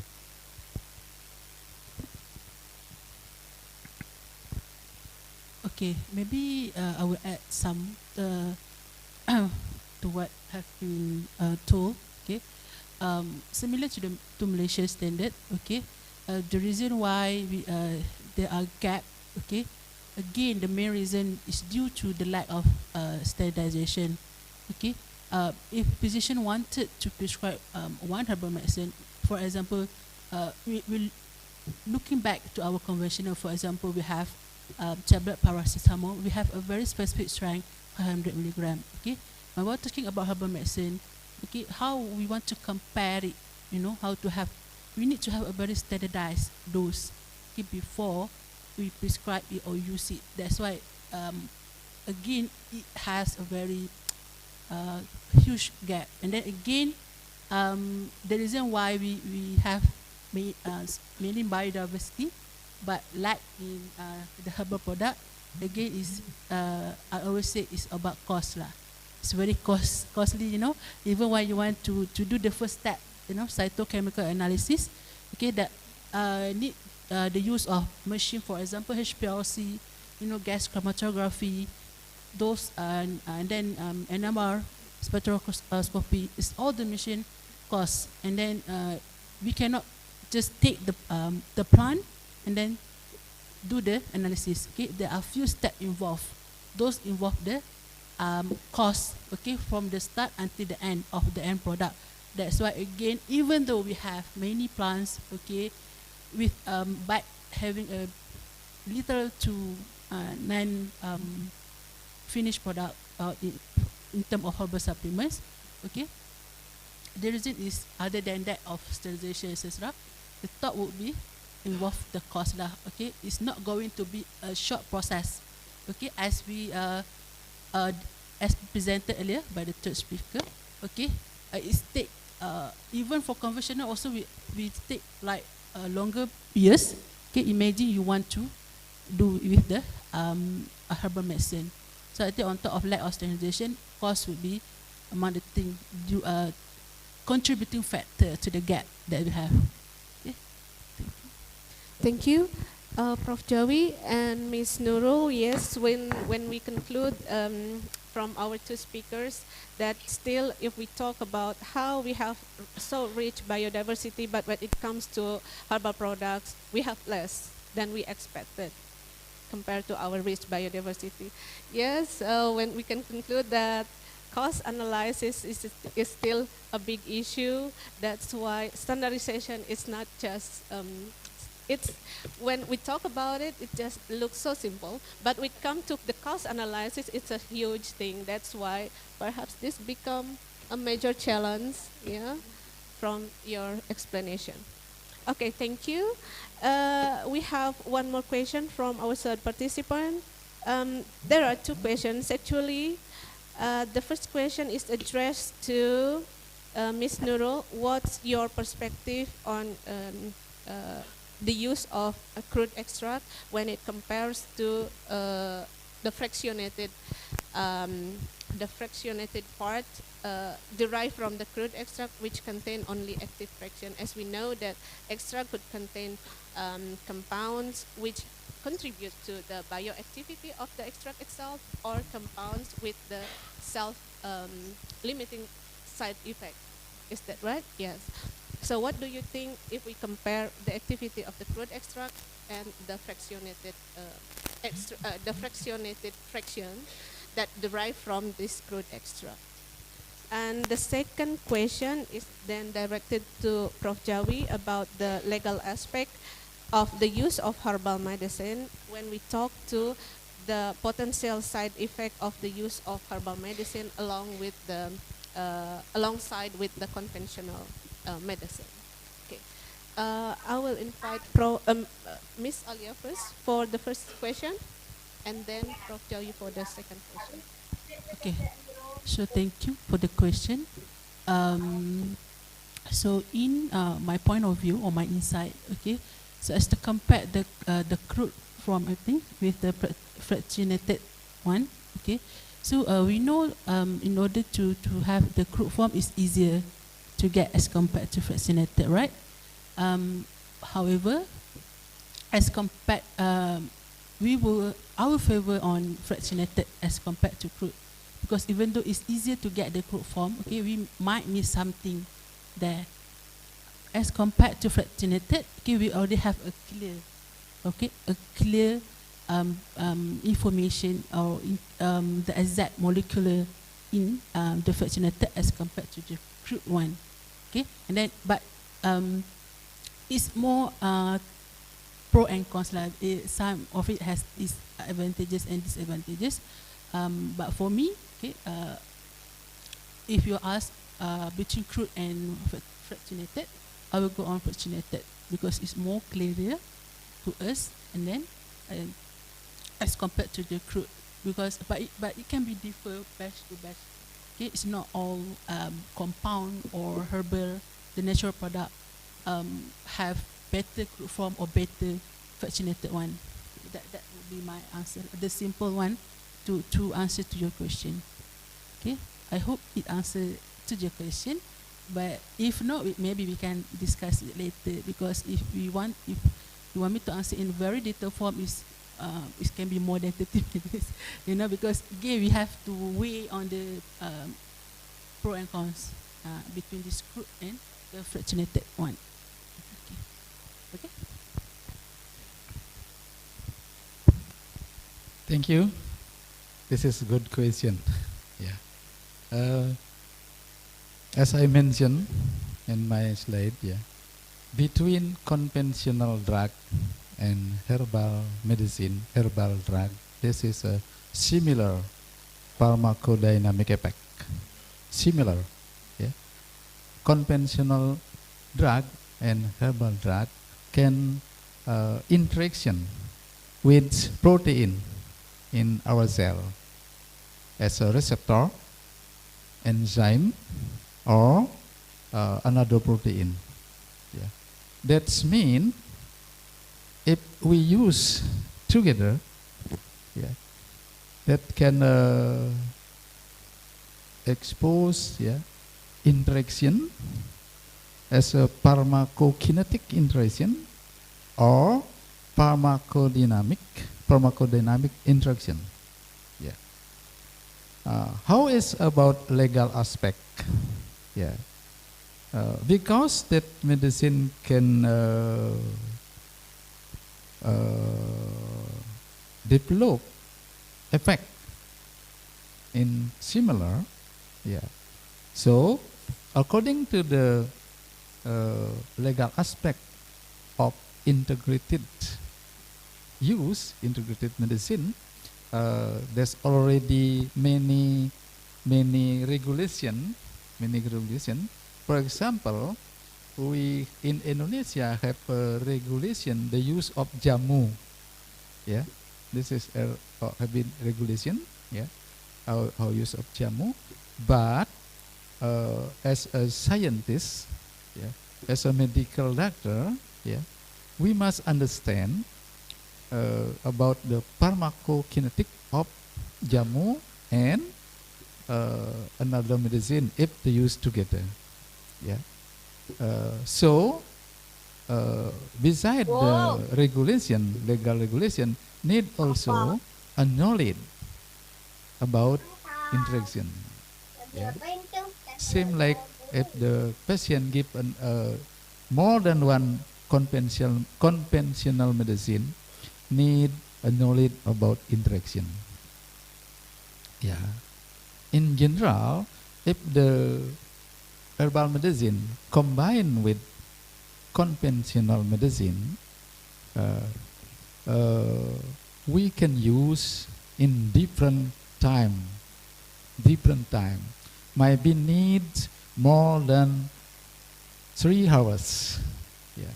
So the interaction in the pharmacokinetic and pharmacodynamic can be not occur.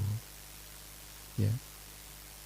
So in conclusion, the regulation, the legal aspect of integrated medicine already exists in Indonesia, but our knowledge about in-depth interaction, pharmacokinetic and pharmacodynamic, must be continuing study, yeah, and with evidence. I think that. Thank you. Thank you, Prof. Jawi and Ms. Nurul, for your thoughtful response to our participants' questions. I hope. Okay, yes, please. Okay, untuk saya punya soalan yang tadi. Okay, for the crude and fractionated, okay, I think the 2 points that you can take home as messages, in crude form, even though it's faster process to get it, but again it's batch to batch different, right? And then as compared to fractionated, okay, even though it's a specific and more details, okay, it takes some time, okay, a longer time, and again we are talking about cost. Okay, a longer time can eventually lead to cost. Okay, I think that's to conclude. What are the pros and cons to this crude and fractionated? Okay, thank you, Ms. Nurul. So there's cost consideration as well. Again, if we compare the use of crude extract and fractionated extract, of course, yeah. When it comes to product, this is big consideration, I think. Yeah. Okay, I think I received notification that we have one question from online. Yes, I will read the question. Good morning, my name is Ayu Trisna from Stikas Buleleng. I would like to ask question to all speakers about concomitant use of traditional medicine and conventional medicine. How to approach this issue in today's health system? Thank you. So we have one more questions from online. Who will answer first? Okay. Okay. I believe Prof already mentioned it earlier in about the use of concomitant, traditional and conventional. And in that, at least we need to have a gap, right? About 3 hours. If we want to use it together, we cannot use it in the same time. But am I right? Yes. There's need in gap at least 3 hours. Okay? Between the administration of conventional medicine and traditional medicine. Am I right, Prof? Okay. Prof. Jawi perhaps wants to add more detail. Okay, enough from Prof. Jawi. Okay, thank you, Ms. Nurul and Prof. Jawi. I think this highlights that integration of traditional medicine, in this case herbal medicine, into clinical practice really need consideration, specific consideration. We should consider about the specific time. For example, how to reduce the potential side effect of the use of these two drugs alongside together one another. So I think from the explanation from Prof. Jawi and Ms. Nurul, we have a clear understanding, a better understanding about the strategies to integrate the use of herbal medicine into healthcare systems in our country, and perhaps it's also already used in Malaysia. Yeah, perhaps in other form, in regarded as supplement, as Ms. Nurul has explained to us today. I think our Q&A session has nearly over, if I understood correctly. And ladies and gentlemen, now we come to the end of the session of the Q&A session. And I would like to thank first the audience for your insightful questions and active participation. We have covered some key points on natural products. I note here, and herbal medicine that has been known as one of important parts of traditional medicine. The integration of herbal medicine into clinical practice can be a sort of bioactive compound, as explained before by Prof. Jawi and Ms. Nurul, or used alongside with the conventional treatments to manage various health conditions, or used for their preventive benefits. For example, in Malaysia, it is included in alternative medicine. All in all, natural products have a multifaceted role in clinical application, from providing lead compounds for drug discovery and development to offering complementary treatments and preventive care. As research and regulation evolve, their integration into clinical settings or healthcare system would continue, I think, to grow, aiming to offer safe, effective, and holistic approaches to health and wellness. I believe that this discussion will greatly enhance our understanding of natural products and their clinical application in the future. Let's also extend our gratitude to our esteemed speakers for their valuable insights and thoughtful response to the participants' question. And I think we still have a couple of minutes to invite our speaker to share their final thoughts or closing statement before we come to the end of this Q&A session. I will invite 1 minute for Professor Jawi for his closing statement, and 1 minute for Ms. Nurul for her closing statement as well. Thank you. For like my conclusion, the use of herbal medicine in primary care, that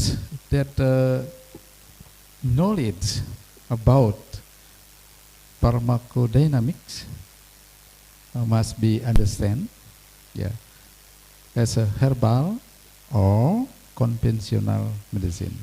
So, if we use in combine, must without side effect, or maybe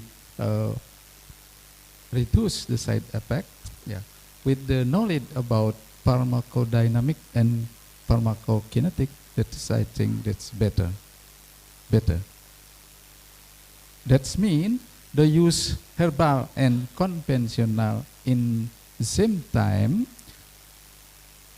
must be understand the pharmacokinetic of the absorption of every drug, and need separate time,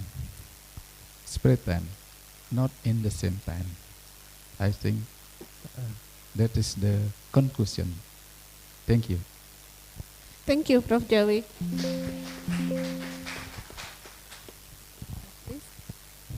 So to conclude for today's topic, the integrating herbal medicine from traditional into the clinical practice, I would say like it's doable, but it's we need to go and face through all the challenges. Okay, I think the three challenges that I have presented earlier, right? The lack of standardization, in terms of regulatory, how you want to ensure on the safety, the efficacy, all those things that we need to counter, okay, in the what we call is in making this transition smooth. Okay, we have these challenges can be what we call is can be done, but it need very strong foundation and collaboration from others. It's not only the physician, the pharmacists. Okay, we need all hand on the board. Okay, to make sure the integration is doable. Can be do or can be done in future. Okay, as we can see, the global market. Okay. Like I presented before, the market is there. The global trend is increasing, but without the integration to clinical practice, okay, what we say that it's kind of waste. We don't use our natural product, because we again rich in that biodiversity. Okay, without utilizing it in a clinical practice is kind of waste. But again, cause the main challenges to this integration. All right, thank you. Thank you, Ms. Nurul. Once again, I would like to thank everyone for your participation and to our speaker for their valuable contribution to the seminar in this session. With that, we'll bring this Q&A session to a close. I wish you all a wonderful day, and please enjoy the next session in the seminar. Om Santi Santi Santi Om. Wassalamualaikum warahmatullahi wabarakatuh. Shalom, Namo Buddhaya. Good morning to everyone. Thank you. Thank you, Mrs. Alia and Prof. Jawi, for your truly inspiring speeches. And a special thanks to Dr. Ariantari for expertly guiding us through the first session.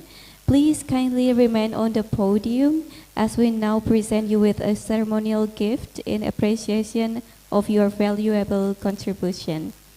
We kindly invite our Dean to come forward to present the certificate. For the Dean, please proceed.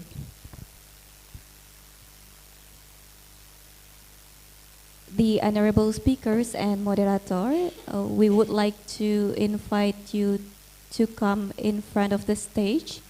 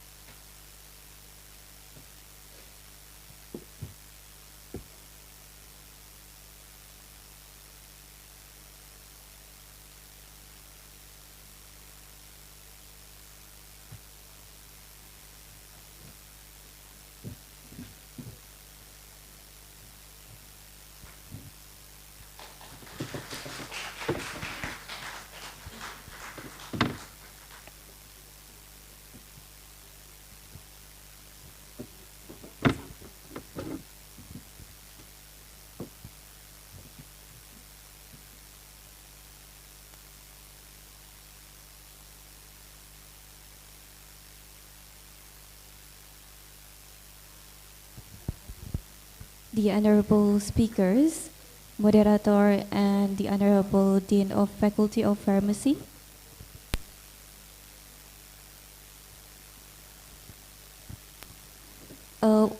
We would like to inform the Honorable Dean of Pharmacy, please kindly remain on the stage because there will be a present from the coordinator of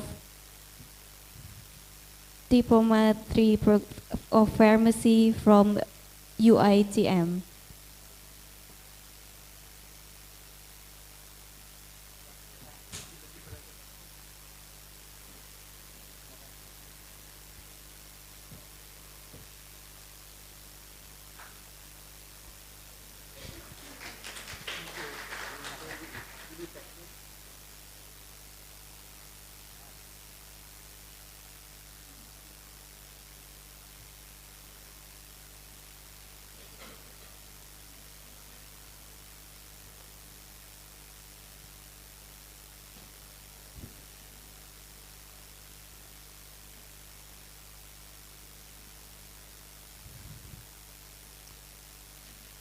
Distinguished guests, ladies and gentlemen, we will now proceed to our next session featuring our third speaker, Dr. Rafaelo from the Far Eastern University of Manila, Philippines. This session will be moderated by Dr. Apoteker Ketut Agus Adrianta, S.Pharm M. Biomed.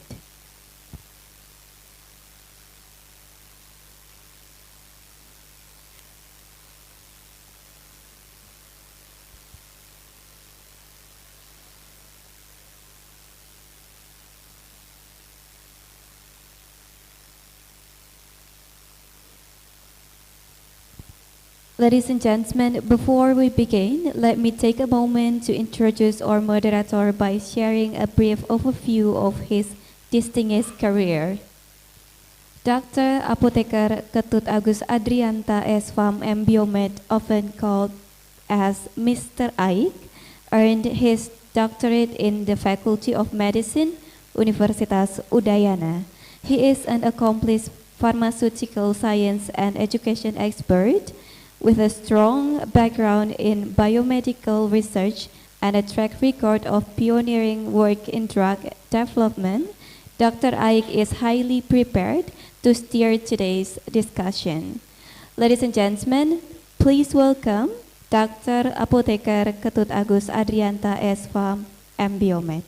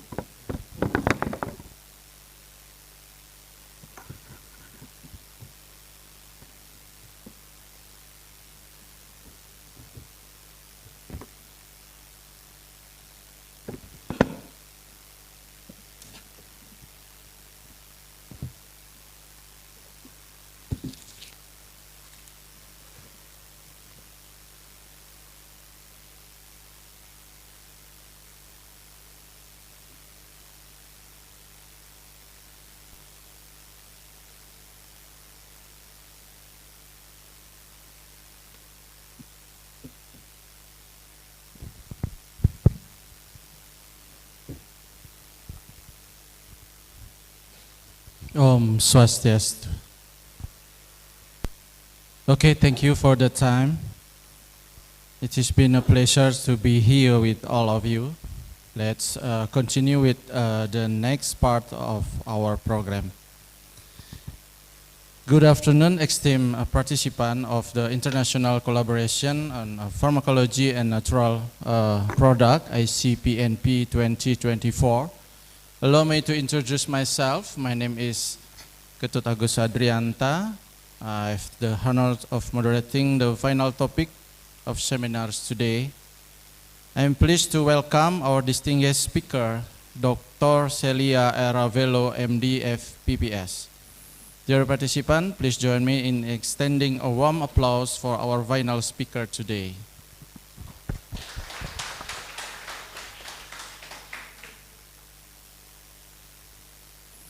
Good afternoon, Dr. Celia Ravelo. Yes, good afternoon. Thank you for your Yeah. kind introduction. Yes, I'm Dr. Ravelo, and I'm the chairman of the Department of Pharmacology in the School of Medicine of Far Eastern University, and I'm also a fellow of the Philippine Society of Experimental and Clinical Pharmacology. So, let me just share with you my slides. Can you now Okay. can you now see my slide? Doctor, Okay. Yes. do you hear my voice? Yes, sir. Yes. Okay, okay. Okay. Before shall I you start start now? the presentation, I would like to introduce you first. Okay, Thank you, sir. okay, okay. Thank you, Doctor. Okay, it is a pleasure to have you with us today, Doctor. I heard you have a problem at the Philippines before, so you Yeah. can come to Bali, Doctor. That's true, Doctor? Yes. Yeah, I'm sorry Yes, to hear that. Yeah, we had a strong typhoon a week ago, Okay. and but by God's grace, we are all safe. We are able to we are able to overcome the difficulties regarding floods and all that. And I was about to go there. I'm ready to go. As a matter of fact, I have here my ticket and my I was already at the airport last night or 3 a.m. this morning on a Sunday, but I was 10 minutes late from closing of the gate. That's the reason why I was not able to come. But I'm really ready to go there. Okay, So it's okay. I'm really sorry, but Yeah. yeah, I hope we could continue with this. Thank you. Okay, it's okay, Doctor. We still can meet online right now. Yes, thank you. That's Okay. the beauty of technology. Okay. We are deeply grateful for your presence at the International Collaborative Summit on Pharmacology and Natural Product, Icpnp, hosted by Fakultas of Farmasi, Universitas Mahasaraswati, Denpasar. Dear participants, before we commence with the presentation, allow me to introduce our esteemed speakers today.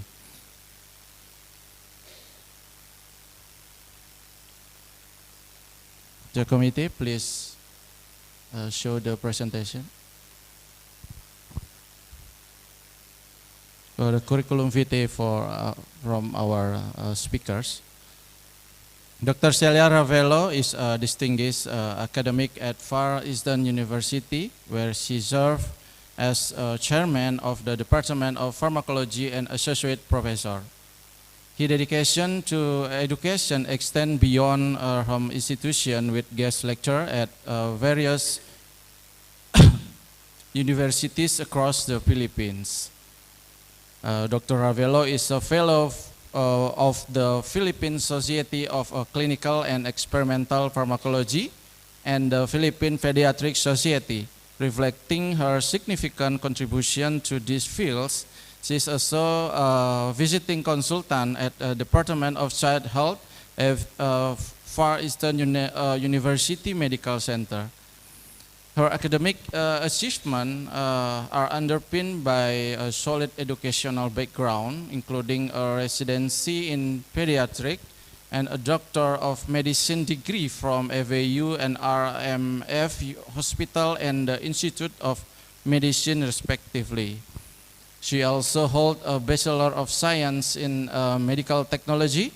Dr. Ravelo excellence has been recognized with several awards, including the most outstanding faculty alumni from FAU and RMF in 2016. Okay, that concludes our introduction for our esteemed speaker. In the upcoming session, Dr. Celia Ravelo will enlighten us to the topic of natural product from folkloric use to drug discovery. Dr. Ravelo, are you ready to start the presentation? Yes, sir. Okay, thank you. If you're ready, you have 45 minutes to do your presentation. Now time is yours, doctor. Thank you. Thank you. So, natural products have been the source of the active ingredients of the conventional drugs that we use, and they continue to be the important source of potential drug leads. And these compounds comes not only from plants, but also from bacteria, from fungi, terrestrial and marine animals. Sorry, They doctor, cover your around- presentation, Yes, sir. your Yes, sir. presentation has not been shown. Oh, wait, sir. Okay. Let me see. Will you allow me to share my slide? Please, committee. All right. Wait, let me just share my slides. Wait. Okay. Can you see now my slides? Yeah. Right, wait. All right. Okay. All right. See. Okay. So to start again. So natural products are the source of the main ingredients of the conventional drugs that we use, and they continue to be an important source of potential drug leads. Now, these natural products may be derived from not only plants, but also from terrestrial animals, from marine animals, from bacteria and fungi. They cover a range of therapeutic effects from anti-inflammatory, anti-infective to anti-cancer properties. However, there is a recent decline in the popularity of these natural products in drug development. Nevertheless, natural products continue to provide a unique structural diversity in comparison to standard combinatorial chemistry. Since less than 10% of the world's biodiversity has been evaluated for potential drug leads, many more useful natural lead compounds await discovery.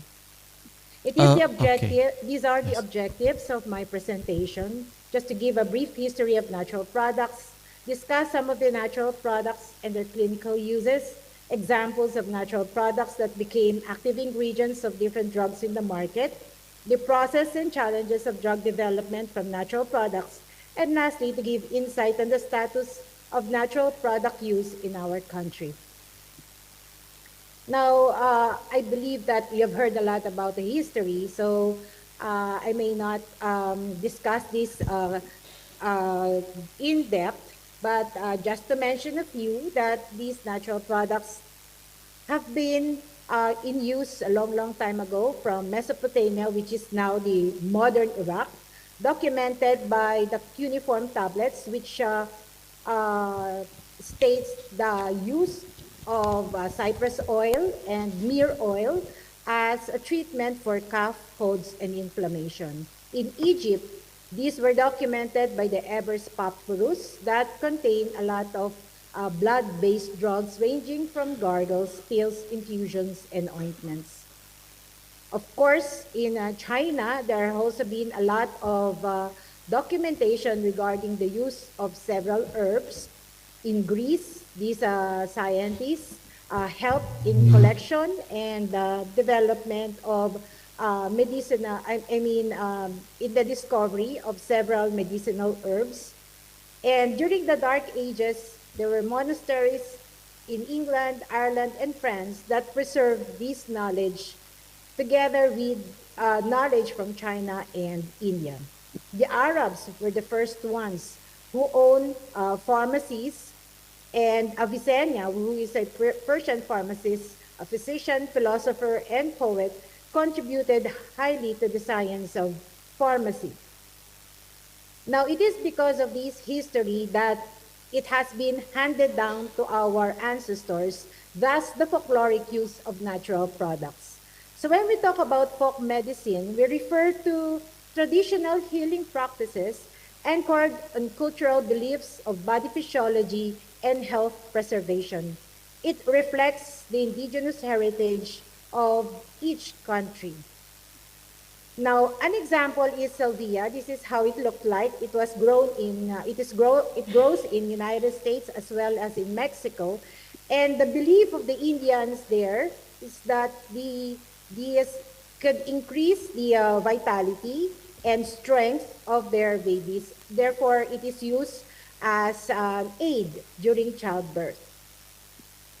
Now, alhagi mororum is used by Ayurvedic people for treatment of anorexia, constipation, dermatosis, epistaxis, fever, leprosy, and obesity. This is Ligusticum scoticum, which is found in Northern Europe and Eastern North America, believed to protect a person from daily infection. So they utilize the root. They also use the leaves and flowers. It has aphrodisiac and sedative effect. Now, this is a fungus, a mushroom that grows on birch tree. So the indigenous people would steam it because they believe it has antiseptic and disinfectant effects. Then there are also natural products from, or we also have the Porphyria umbilicus, which is a marine organism growing in Aran Islands, and they believe that boiling this can ease indigestion. In the Philippines, we also have what we call medicinal plants used by our traditional healers. These include the malunggay or Moringa oleifera, which are believed to have a property that would ease fever and wounds. We also have the Peperomia pellucida, also called pansit-pansitan in our vernaculars, and the leaves are thought to also be effective in treating wounds, and also arthritis, may also be helpful in treating kidney problems. Then you have the Jatropica quercus. Also in vernacular, we call that tuba-tuba. The leaves were thought to ease muscle pain and flatulence. Then we have the Vitex nigundo. The common name is lagundi. Now, some of the leaves are boiled and used as a concoction to treat cough and fever. We also have the Cius blumei. The common name is mayana, and it is used to treat swelling and inflammation. We have the Costus igneus, used to manage high blood sugar. We also have the Allium sativa, or the garlic, thought to be effective in managing toothache and also for treatment of wounds because of its anti-infective properties. The Anonica muricata, also known as guyabano in our vernacular. The leaves are used to treat arthritis and some inflammatory inflammation of the respiratory tract and the body. We also have the Tamarindus indica. The common name here is sampalok. The leaves are used for fever and after delivery. Then you have the Sigium cumini. Common name is lomboy. The bark of the tree is used to treat intestinal inflammation. So those are just examples of medicinal plants used in traditional medicine. Now, there are several ways of preparation. So it could be boiled. Okay? Some of them will be macerated or pounded. Some are stewed. Now, going to natural products, how are they different from the herbal medicine and herbal concoctions that we have? Now, animals and all living things do have metabolism. And when we talk about metabolism, we talk about biochemical reactions that happen in an organism. Now, there are two types of metabolism. We have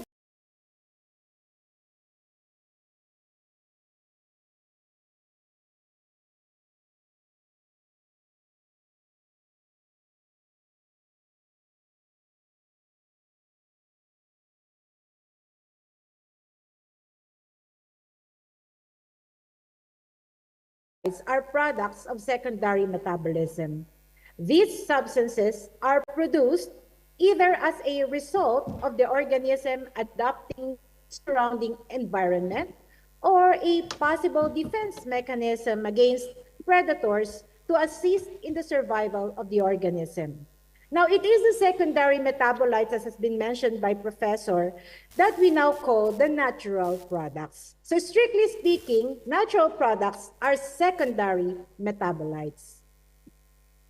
Now, there are several classes. We have the unregulated organism or natural materials, the FDA-regulated unmodified natural materials or compounds, naturally occurring compounds that have been chemically modified or also called semi-synthetic, and the purely synthetic medicinal compounds, which are inspired by natural compounds. Now, natural products from fungi, these are just examples of natural products from fungi. And I think the most popular among these is the penicillin, which is derived from Penicillium species by Alexander Fleming in 1928. In 1930, the Australian pathologist Howard Florey and the biochemist Ernst Boris isolated the purified penicillin, only the secondary metabolite coming from this fungus. And in 1941, it was developed into several preparations, including the injectable form, which revolutionized the development of several other drugs against infection. Now, there were two classes of penicillin synthesized by various Penicillium species. We have the naturally occurring penicillin in the form of Pen-G and Pen-V, and the semi-synthetic penicillins, which are from 6-amino-phenycillinic acid, found also in penicillin and altered in various ways. Now, how about natural products from plants? Now, there are four major groups of secondary metabolites from plants. These are the sulfur-containing compounds, the alkaloids, the phenolic and the polyphenolic compounds, and the terpenoids. Now, these are some of the secondary metabolites with medicinal importance. We must understand, however, that plants may contain a lot or several secondary metabolites, not just one. Now, when we talk about alkaloids, this could refer to secondary metabolites with alkaline pH. Examples of these are morphine, probably have heard of this, used as anesthetic, and also the active ingredient of the drug codeine, an opioid analgesic. They also have caffeine. Example of other alkaloids include caffeine. We also have the vinblastine, vincristine, which are used for treatment of cancer. We have quinine and artemisinin, which is used as antimalarials. Another phytochemical would be flavonoids. Example would be quercetin. Then we have the anthocyanins, saponins, tannins. These are all explained by our previous speakers. Phenols, glycosides, terpenoids, coumarins. I would just like to emphasize that there are several secondary metabolites belonging to a certain category, and these different secondary metabolites may be found in different amounts depending on the source or the kind of plants where it is gathered. Now, let me just give you an example of a modern drug derived from natural product from plants. We have the acetylsalicylic acid or aspirin. This is derived from salicin, which is a secondary metabolite from the plant Salix alba, also known as a willow tree, and this is how it looks like. We also have the opium poppy, okay, from Papaver somniferum. This is the alkaloid derived from this is morphine, which was first reported in 1803, and it was 67 years after where they were able to derive the pure morphine and was boiled in acetic anhydride to yield the diacetyl morphine or the heroin, and then it was converted to the modern medicine called codeine, which is an opioid analgesic. Then we also have this, the foxglove, Digitalis purpura, which is the source of digoxin. It's secondary metabolite. So this is this digoxin is used for management of heart failure and other conditions, including cardiac arrhythmia. This is the Syncona susiruba, which is the source of the anti-malarial drug quinine, which was approved in the United States by US FDA in 2004. So aside from use as anti-malarial, the crude extracts may be used for fever, indigestion, for mouth and throat diseases, and even as anti-cancer. Then we have the Pilocarpus jaborandi, which is the source of pilocarpine, used to be the drug for treatment of acute glaucoma. In 1994, the oral formulation was approved for treatment of xerostomia or drawing of the mouth, which could be a side effect of radiation therapy. Then we have the Taxus brevifolia, or the Pacific yew, which is the source of the anti-cancer drug paclitaxel or Taxol. So this is used for breast cancer. Now, Taxol is the secondary metabolite. This is the purified secondary metabolite derived from this plant. Then we have the Artemisia annua, which is the source of artemisinin. Originally used in traditional medicine as a remedy for chills, but the secondary artetra or artemisinin was derived and used as anti-malarial drugs. So, as you can see, the conventional drugs are actually derived from these natural products, these secondary metabolites. Now, the objective of all drug discovery process is to establish the most promising lead compounds that may be used as a therapeutic agent. Now, scientists must isolate and purify these lead compounds to provide better stability and create a quantity that would be enough, okay, that can be used as a, ultimately developed into a drug. Now, natural products are good source of, or lead source of medicine because of these characteristics. High molecular mass, large mass, know that.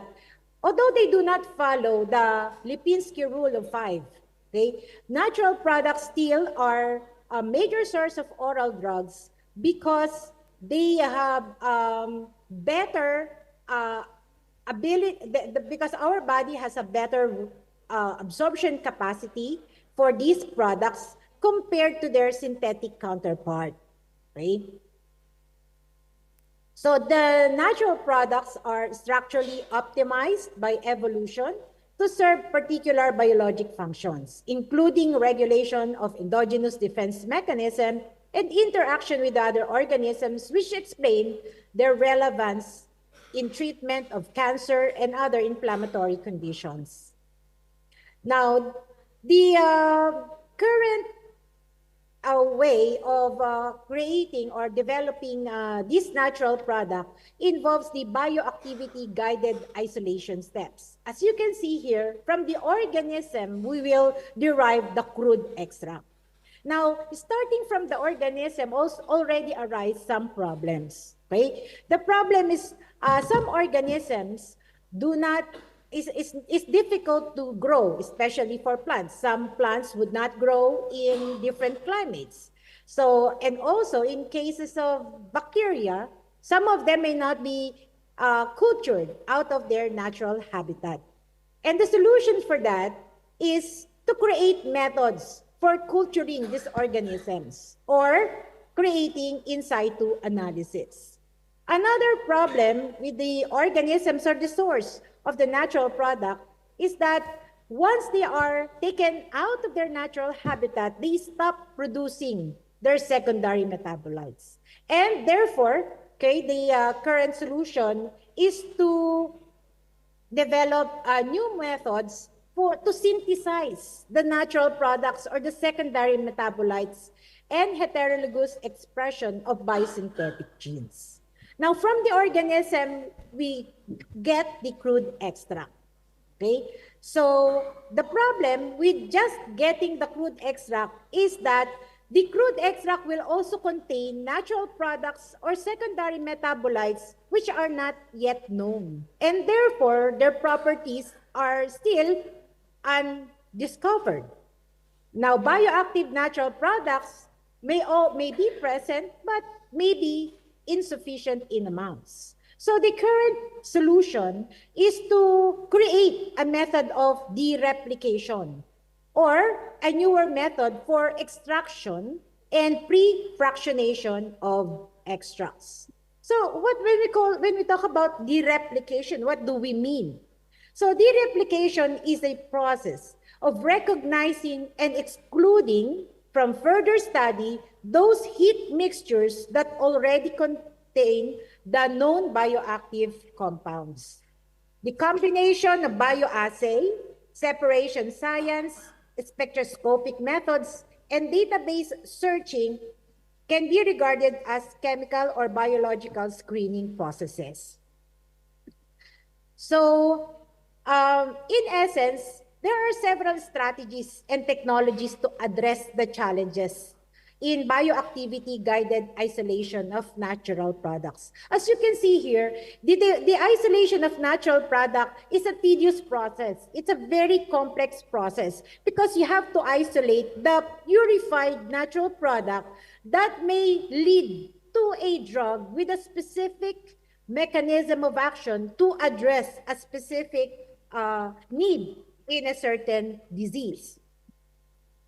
One of these is one of the things that they developed in the 1990s are the high throughput screening, which utilizes automated equipment to rapidly test thousands to millions of samples for biological activity at the model organism, the cellular pathway, or the molecular level. Another is the combinatorial chemistry, which helps in the synthesis of simultaneous production of large numbers of related compounds. And then come now what we call the metabolomics. Okay, so what is the goal of metabolomic it was developed as an approach to simultaneously analyze multiple metabolites in biologic samples. Now, all of these newer modalities aim to hasten the development or isolation of these natural products with properties that can be utilized to address a lot of diseases. Now, the objective of metabolomics is to construct unbiased observation with highly reproducible analytical tools, the data analysis to locate correlation between all available data. In essence, it combines analytical chemistry, biochemistry, and sophisticated informatics, allowing the analysis of thousands of small molecules in any biological system. Now, the analytical platforms used in metabolomics would include sophisticated machines like mass spectrometry hyphenated with gas chromatography, liquid chromatography or capillary electrophoresis, and most recently, the nuclear magnetic resonance spectroscopy. Nuclear magnetic resonance spectroscopy, as you can see here, has many applications not only in bacteria but also in plant science. It can be used in functional genomics to differentiate plants from different origin or they can also differentiate plants as to their possible applications. Now, a perfect example of the use of nuclear magnetic resonance was done by Deirupa and co-workers, where they utilized two-dimensional nuclear magnetic resonance spectroscopy to screen a library of bio-rationally selected insect metabolite samples. So it is through these studies that they were able to isolate tricyclic pyrons from a tiny ladybird beetle called Delphastus catalinae. And their discovery of these isolates led to the use of these compounds as biologic pest control agents. Then another way to address some of the problems or challenges in drug discovery using natural product is genome mining and engineering. Now, genome mining is based on searches for genes that are likely to govern the biosynthesis of scaffold structures and can be utilized to identify natural product biosynthetic gene clusters. So it provides hints about whether the metabolic products of the genes have chemical scaffolds that are new or known.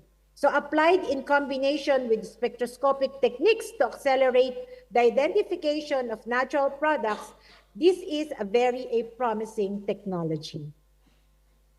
So genome mining would include the DNA isolation from the microorganism, and then it will be sequenced, and then bioinformatic analysis will be applied to isolate the natural products, after which the natural product will be characterized, and therefore they would be able to determine the possible mechanism of action and its application in medicine.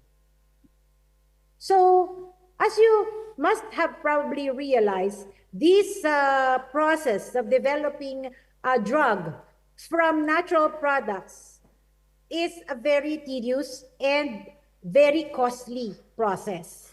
So that in third world country, some of these cannot be done, right? Because the utilization of these sophisticated machine is one thing. Okay? Even in our country, this is something that probably we do not have. That's why traditional medicine, of especially herbal medicine, remains to be relevant. So in our country, a lot of people still use herbal medicine, because like Indonesia, like Malaysia, we have the same climate, and we have diverse natural resources. And our government support researches involving medicinal plants way back in 1997. And this is the reason that the National Integrated Research Program of the Philippines is the one that conducts the initial studies of the 10 medicinal plants endorsed by our government. And these 10 medicinal plants include the Vitex nigundo, the Blumea balsamifera in form of tablets, the Chaang gubat for gastrointestinal and biliary colic, Acapulco or Sena alata lotion for management of fungal infection, Yerba Buena tablet as an analgesic, Ulasimang bato tablet for treatment of gout and hyperuricemia, and Ampalaya tablet as glucose-lowering agents. We also have bawang or garlic proposed to lower blood cholesterol. We have bayabas or guava with antibacterial, antifungal, and antiparasitic effect, and nyug-nyogan with its antiparasitic properties. Now, these are still relevant because, as you all know, Philippines is a third world country. Now, a lot of people have no access to the modern medicine. Not to mention that a lot of people are living in a geographic location which is far from cities where the modern medicine would be accessible. And that is the reason why still the use of these herbs would be beneficial as probably a first-line medication. Now, just to give you an example of an herbal medicine that has been developed into a drug, comes from the Vitex nigundo, or in our vernacular, you call it lagundi. Probably you also have it in your country. It's a woody aromatic shrub that grows into a small tree, and this striking feature involves the presence of leaves comprised of pointed cluster resembling like a palm. But this is a tree. Okay, it is a tree. Now, Vitex nigundo is also found in other countries in the Southeast Asia, like in India, Bangladesh, also in Malaysia, in India, and China. And in each country, they have a different use of these plants. Okay? So they prepare it in a different unsophisticated manner. Now, these are the phytochemicals derived from Vitex nigundo. So depending on the chemical used for extraction, also the different phytochemicals. So they have, it contains steroids, triterpenoids, carbohydrates, alkaloids, phenolic saponins, xanthines, tannins, and flavonoids. Now, these are just some of the activity, again, of Vitex Segundo based on several journals. Now, in our country, they isolated 4 active ingredients, okay, that has relaxant property of the air passages. It also has antihistamine, anti-inflammatory, and anti-asthmatic. Currently, it is marketed, okay, as treatment of asthma, both in children and in adults. Now, we must remember, as has been mentioned previously, that herbal medicine is still relevant in our country. It is still a very important source of medicine, and what we have is to just cultivate and develop more researches in order to prove their safety and efficacy. However, we must always teach our patients when using this the possibility of herb-drug interaction. We must understand that some of the herbal products are not regulated as medicine. In our country, herbal medicine are treated as supplements. Therefore, there is no strict regulation compared to medicine.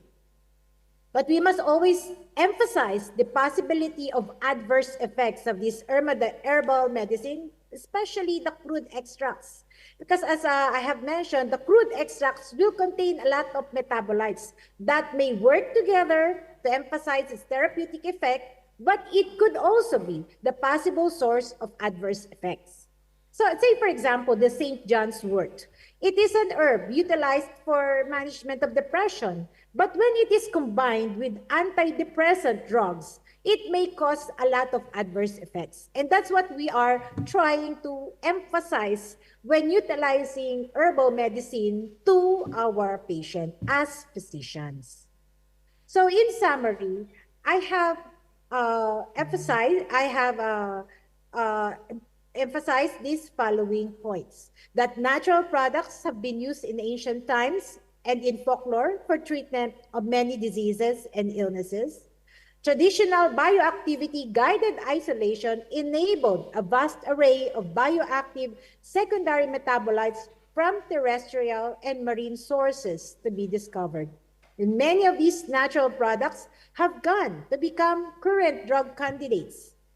Combinatorial chemistry and high-throughput screening revolutionized the development of novel active chemical leads, resulting in the synthesis of structural analog now used in modern medicine.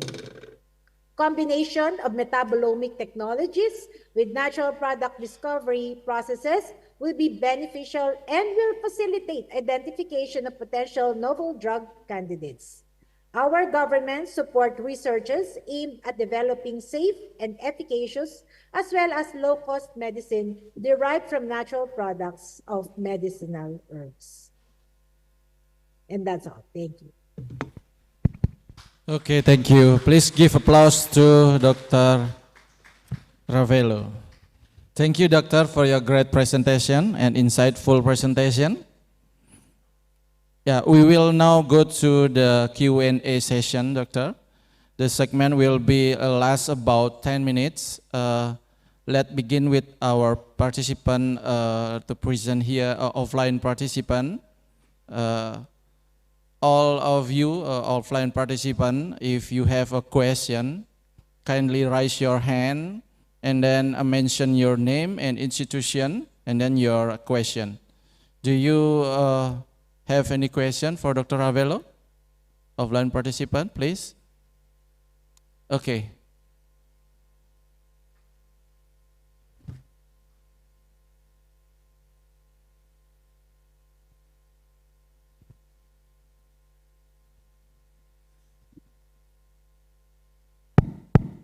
Okay, good afternoon. Hello, Dr. Rafaela. Yes, Yes, good afternoon. okay. My name is Dara. I am from the Faculty of Farmasi, Universitas Mahasaraswati, Denpasar.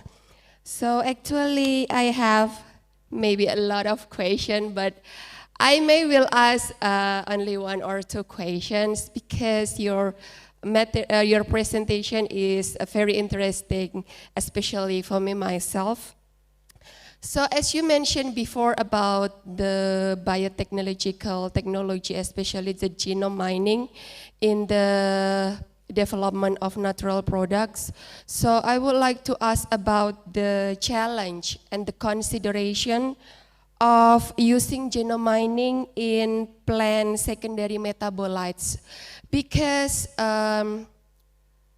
I sometimes try to apply this genome mining, especially for plant natural product, but I found some difficulties, especially to find maybe the gene cluster for plant medicinal, but not for microorganism.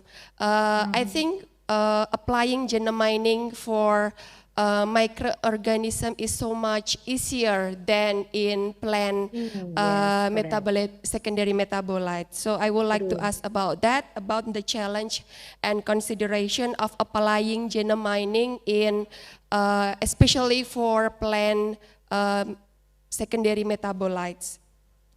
And maybe in the second questions about the biotechnological approach. So we are now that nowadays we are already moving to biotechnological era, and I would like to know maybe the application of biotechnological approach, especially in Philippines, in natural product. I mean, how far the biotechnological approach is used, maybe to increase the secondary metabolites in plant material. Maybe that's all. Thank you. Bye.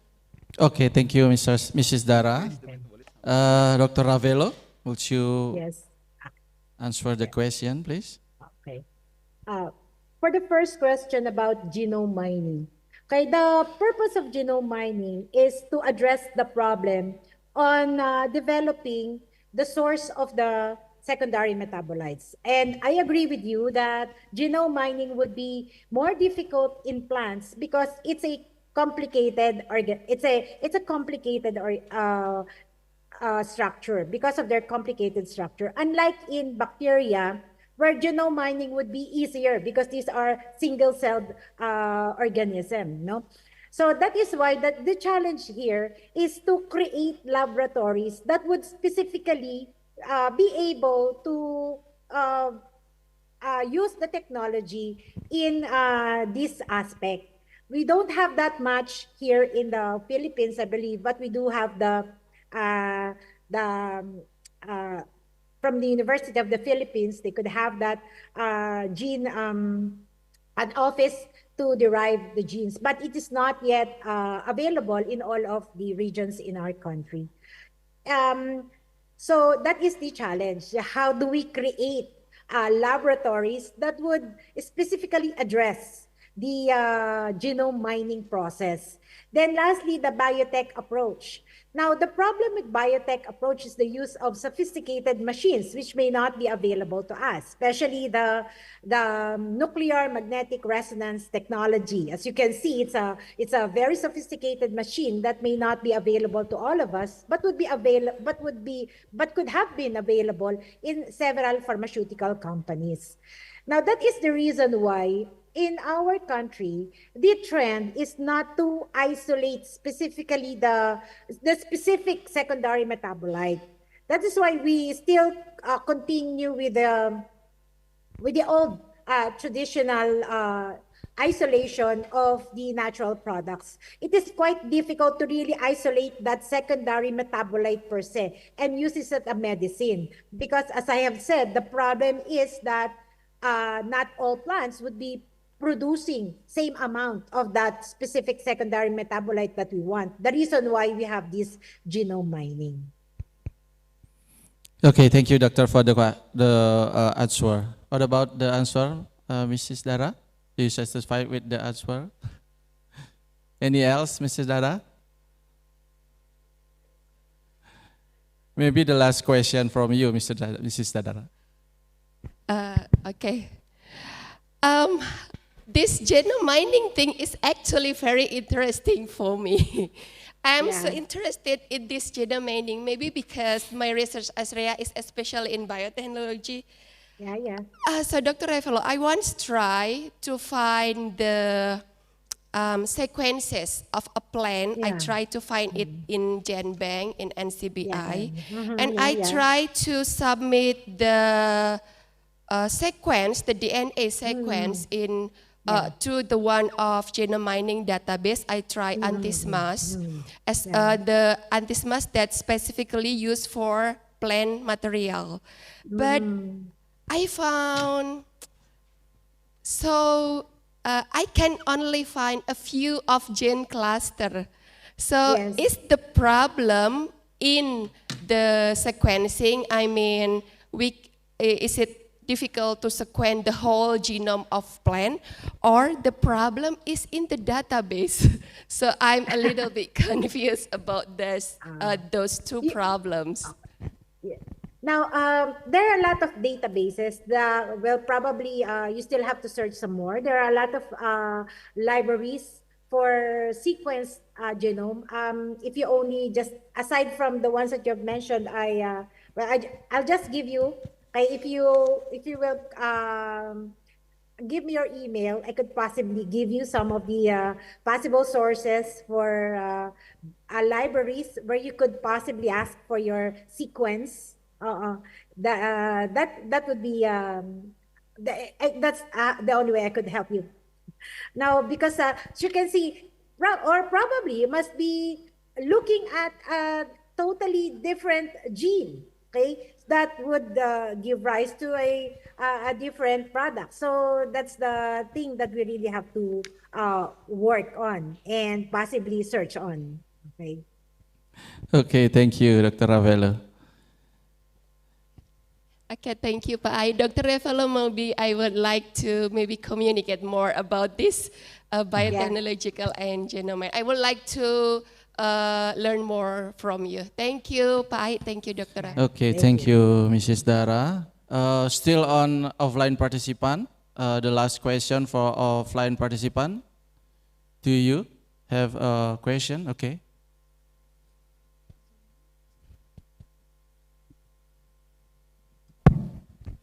Please, sir. Okay, thank you very much for your presentations. Since you are the medical doctor, a little bit curious about the uses of the natural product drugs in the Philippines. Do you frequently prescribe the natural product drug to your patients? If so, how about the patient response? Do they happy about the natural products that you prescribe to them? Thank you. Yeah. Okay. Please, doctor. As a doctor in a tertiary hospital, I'm more on the tertiary hospital, so I am not in the what you call that, community based. So we are more on prescribing the modern medicine. One, because of lack of studies, relevant randomized clinical trials utilizing this herbal medicine. Okay? So for want of safety features and efficacy studies of these natural products, I would say that I have some reservation in prescribing these herbal products. But I do not prevent my patients from utilizing herbal products just for my protection. I just explain to them the possible adverse effects of some known herbal medicines. Because as have been mentioned by previous speakers, herbal medicines can have drug-drug interactions. And there are very few clinical studies regarding the use of herbal medicine among pediatric patients. I happen to be a pediatric specialist. And as you can see, the metabolism, of younger patients, especially the less than 6 years old, would not be like that of adult. And therefore, for lack of toxicity studies for some supplements, it would be difficult for me to really prescribe herbal medicine. But I would gladly prescribe that if there are efficacy studies and toxicity studies that were already in the publication. Okay, thank you for the answer, Dr. Ravelo. What about the answer, Mr. Miliadi? Okay, thank you. Okay, thank you. Now we turn to online participant. If online participant have a question, please use the raise hand emoticon and then unmute your microphone, state your name and your institution, and then your answer. And then your question, I'm sorry. Is there any question? Okay, doctor, before we have a question from online participant, I have a little question for you. Considering the support from government, Philippine government, such can you explain about the natural product research? What step can be taken to bridge traditional knowledge with modern scientific research for the development of new therapeutic drugs? Okay, so in order to bridge the gap, we really have to do a lot of randomized clinical trials for those herbal medicine, because as of the moment, herbal medicines are regarded as still supplement in our country, unless there has been researches explaining their therapeutic use, their pharmacodynamic, specific pharmacodynamic effect, and most importantly, the possible adverse effects or the toxicity studies. Unless those are presented, it would be difficult for physicians really to prescribe. It is really difficult to prescribe, especially for pediatric patients, as I have mentioned. Yeah, okay. Same as Indonesia. Okay, thank you, Dr. Ravelo, for the answer. Any question from the online participant committee? No, not yet.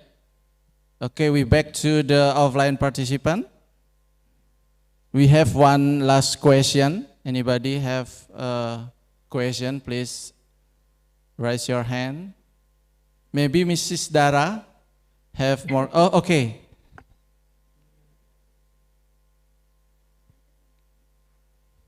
Okay, the committee, please help the microphone to our participant.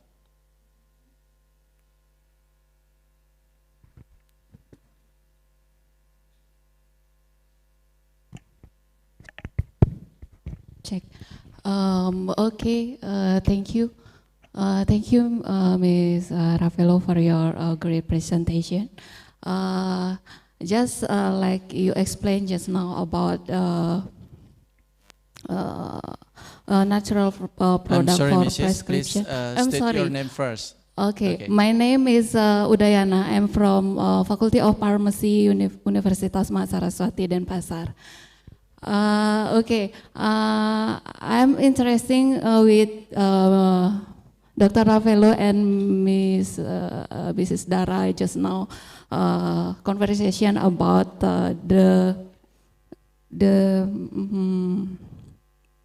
how natural product uses in prescription. Because in Indonesia, we found that some health workers think that many natural products are not adequate enough to use in conventional healthcare. How about the issue in Philippines? Are there some perception also in Philippines, and how to address that issue? I also read on your slide, Dr. Ravelo, that some natural ingredients are already used in Philippines. Are these products already being used in a conventional healthcare? because some of the product are very familiar for us also. Thank you.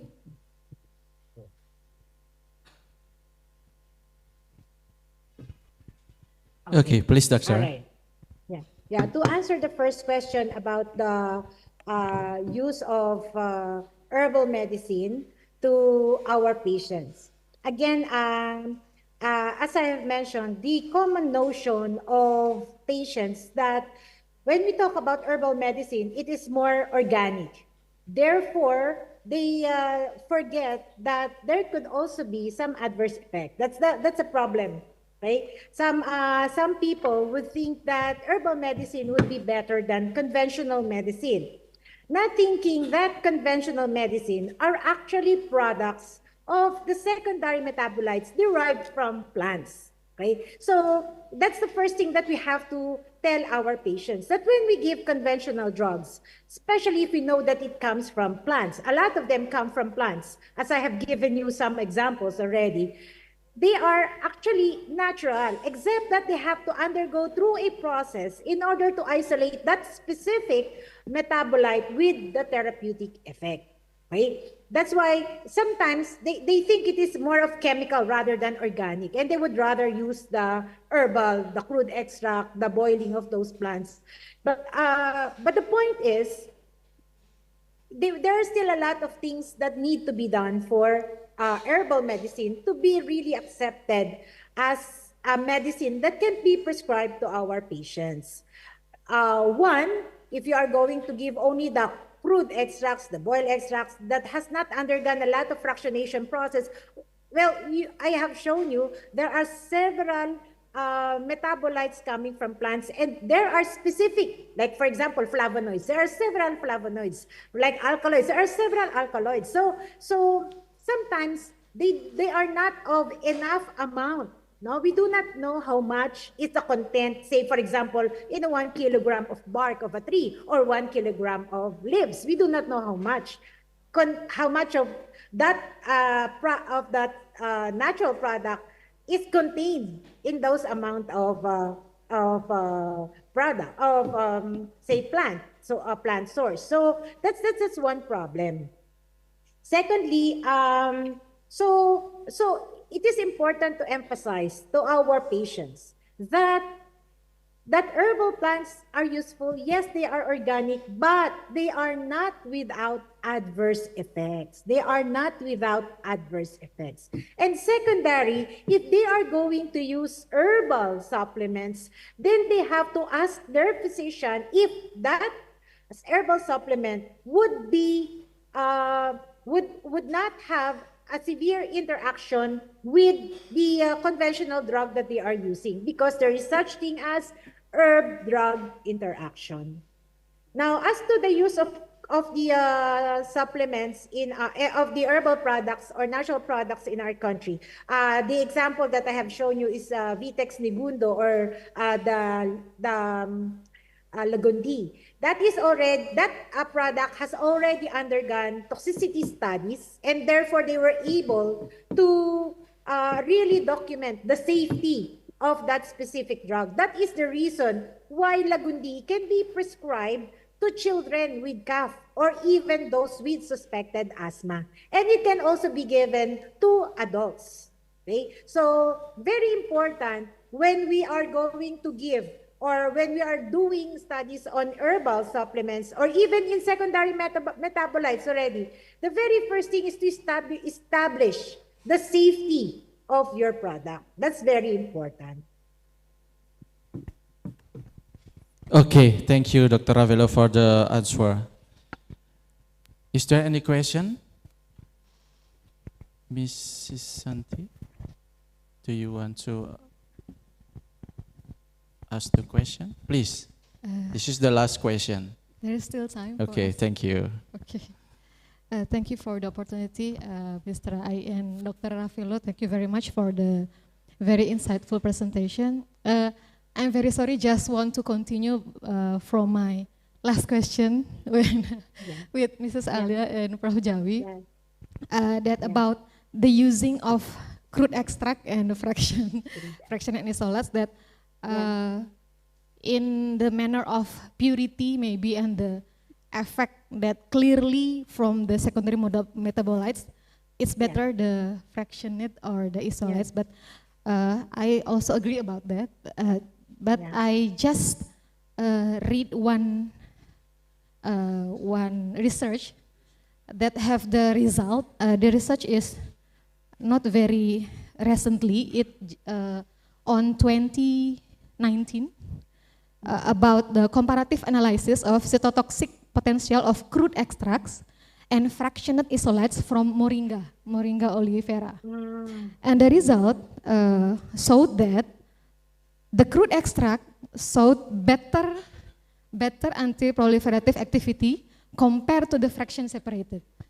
So I mean, this is something that interesting for me because there is the evidence, or maybe not a lot, or maybe not always like that. Maybe there is some other research that have the opposite result, but here the researchers say that the reason could be that the compounds in crude extract have a synergetic effect resulting in better activity. So maybe according to also the explanation from Mrs. Alia, that maybe cost is one of the consideration about making advancement in natural products. So what I just want to have your opinion or your view about this. How is the using of the crude extract compared to the isolates or the fraction? Because there is several research resulting that there is a better efficacy in the crude extract, and in cost consideration, it is also easily have the crude extract compared to the isolates. And you also already explained that it is a long way to have the isolates from the crude. Thank you very much, Dr. Rafaelo. Thank you for the opportunity. Please, Dr. That's the reason why we still, or the World Health Organization still allow us to really study our herbal medicine in terms of not in a sophisticated manner. Because I believe that God has created the nature for all of us, and He has created it in a manner that everything that is contained in that resource would be beneficial for us. Now, isolation is important because isolation of the specific metabolite help us to really study the pharmacologic action of the drug. That's the importance of isolating. But again, that's a very long process. That's the reason why a lot of pharmaceutical companies are thinking of going through the synthetic process because it would be cheaper for them. Right? However, in this type of tropical countries, we have a lot of natural resources that can be a source of natural products that we can utilize. Now, as regards to the crude extract, crude extracts contain all the phytochemicals, all the chemicals contained in that plant. Okay? So they work synergistically. They were created so that now during fractionation, some of these chemicals may be removed, and possibly the reason is that the chemicals they used during the fractionation method, it eliminated some of those products which actually could have had anti-inflammatory properties or anti-cancer properties. Because you see, as you proceed to the next step, some of the chemicals may be eliminated, may be destroyed or distorted. That's probably the reason why some studies would say crude extract would be better, fractionated is better. So it depends on what you are looking for. Okay, Doctor, thank you for the answer. I'm sorry, Ms. Santi, because we time limitation, we must close the Q&A session. Thank you for the great presentation, Dr. Rafaelo. Thank you for the great discussion, insightful topic, and then the discussion. Thank you all the participants offline and online for the join the session, final session. Okay, because the time is over, allow me to encapsulate the essence of our discussion today. First, I would like to express my profound gratitude to our esteemed speaker, all the esteemed speaker, for enlightening presentation, to all participants for their active engagement. The insights shared today, natural products have been significant source of medical compounds since ancient time, used in folklore and traditional medicine for treating various diseases. Through traditional bioactivity guide isolation, many bioactive secondary metabolites have been discovered from terrestrial and marine sources, which have evolved into current drug candidates. Combining natural product discovery with modern technologies such as metabolomic, combinatory chemistry, and high throughput screening has a revolutionary drug development. This fusion of traditional and modern scientific approach will continue to foster the discovery of the new potential drug candidate, providing safely, effective, and cost-efficient treatment. Finally, I extend my heartfelt thanks to each of you for participating in this insights experience. Thank you, Dr. Ravella, once again. May be give applause for our esteemed speakers. As we conclude, let us part with the Paramasanti. Om Santi Santi Santi. We look forward to your presence at our next seminar, Doctor. Wishing you a wonderful day. May you be blessed. Thank you. Thank you. Well, once again, thank you, Dr. Raffelo, for your insightful speech, and Dr. Ike for skillfully moderating our final session. Despite our virtual connection, our appreciation for Dr. Raffelo is genuine. We will digitally send a certificate symbolizing our shared quest for knowledge and Dr. Raffelo's pivotal role in it. Ladies and gentlemen, we would like to invite Vice Dean for Academic and Students Affairs to come forward and present the certificate for our moderator. For the Vice Dean, please proceed.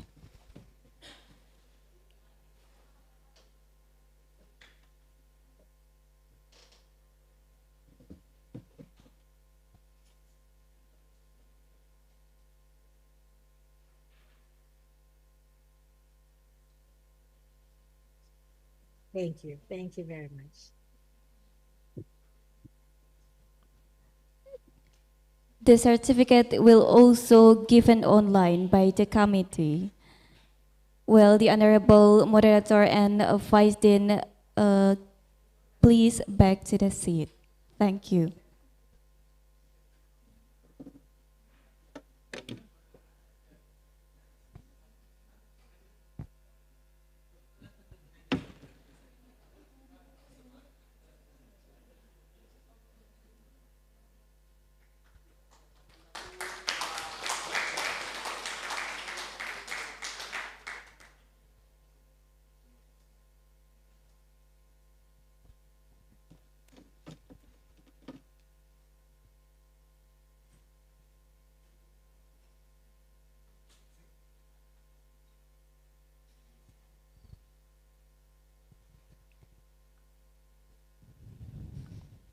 Ladies and gentlemen, as we conclude this enlightening seminar, I extend my sincere thanks.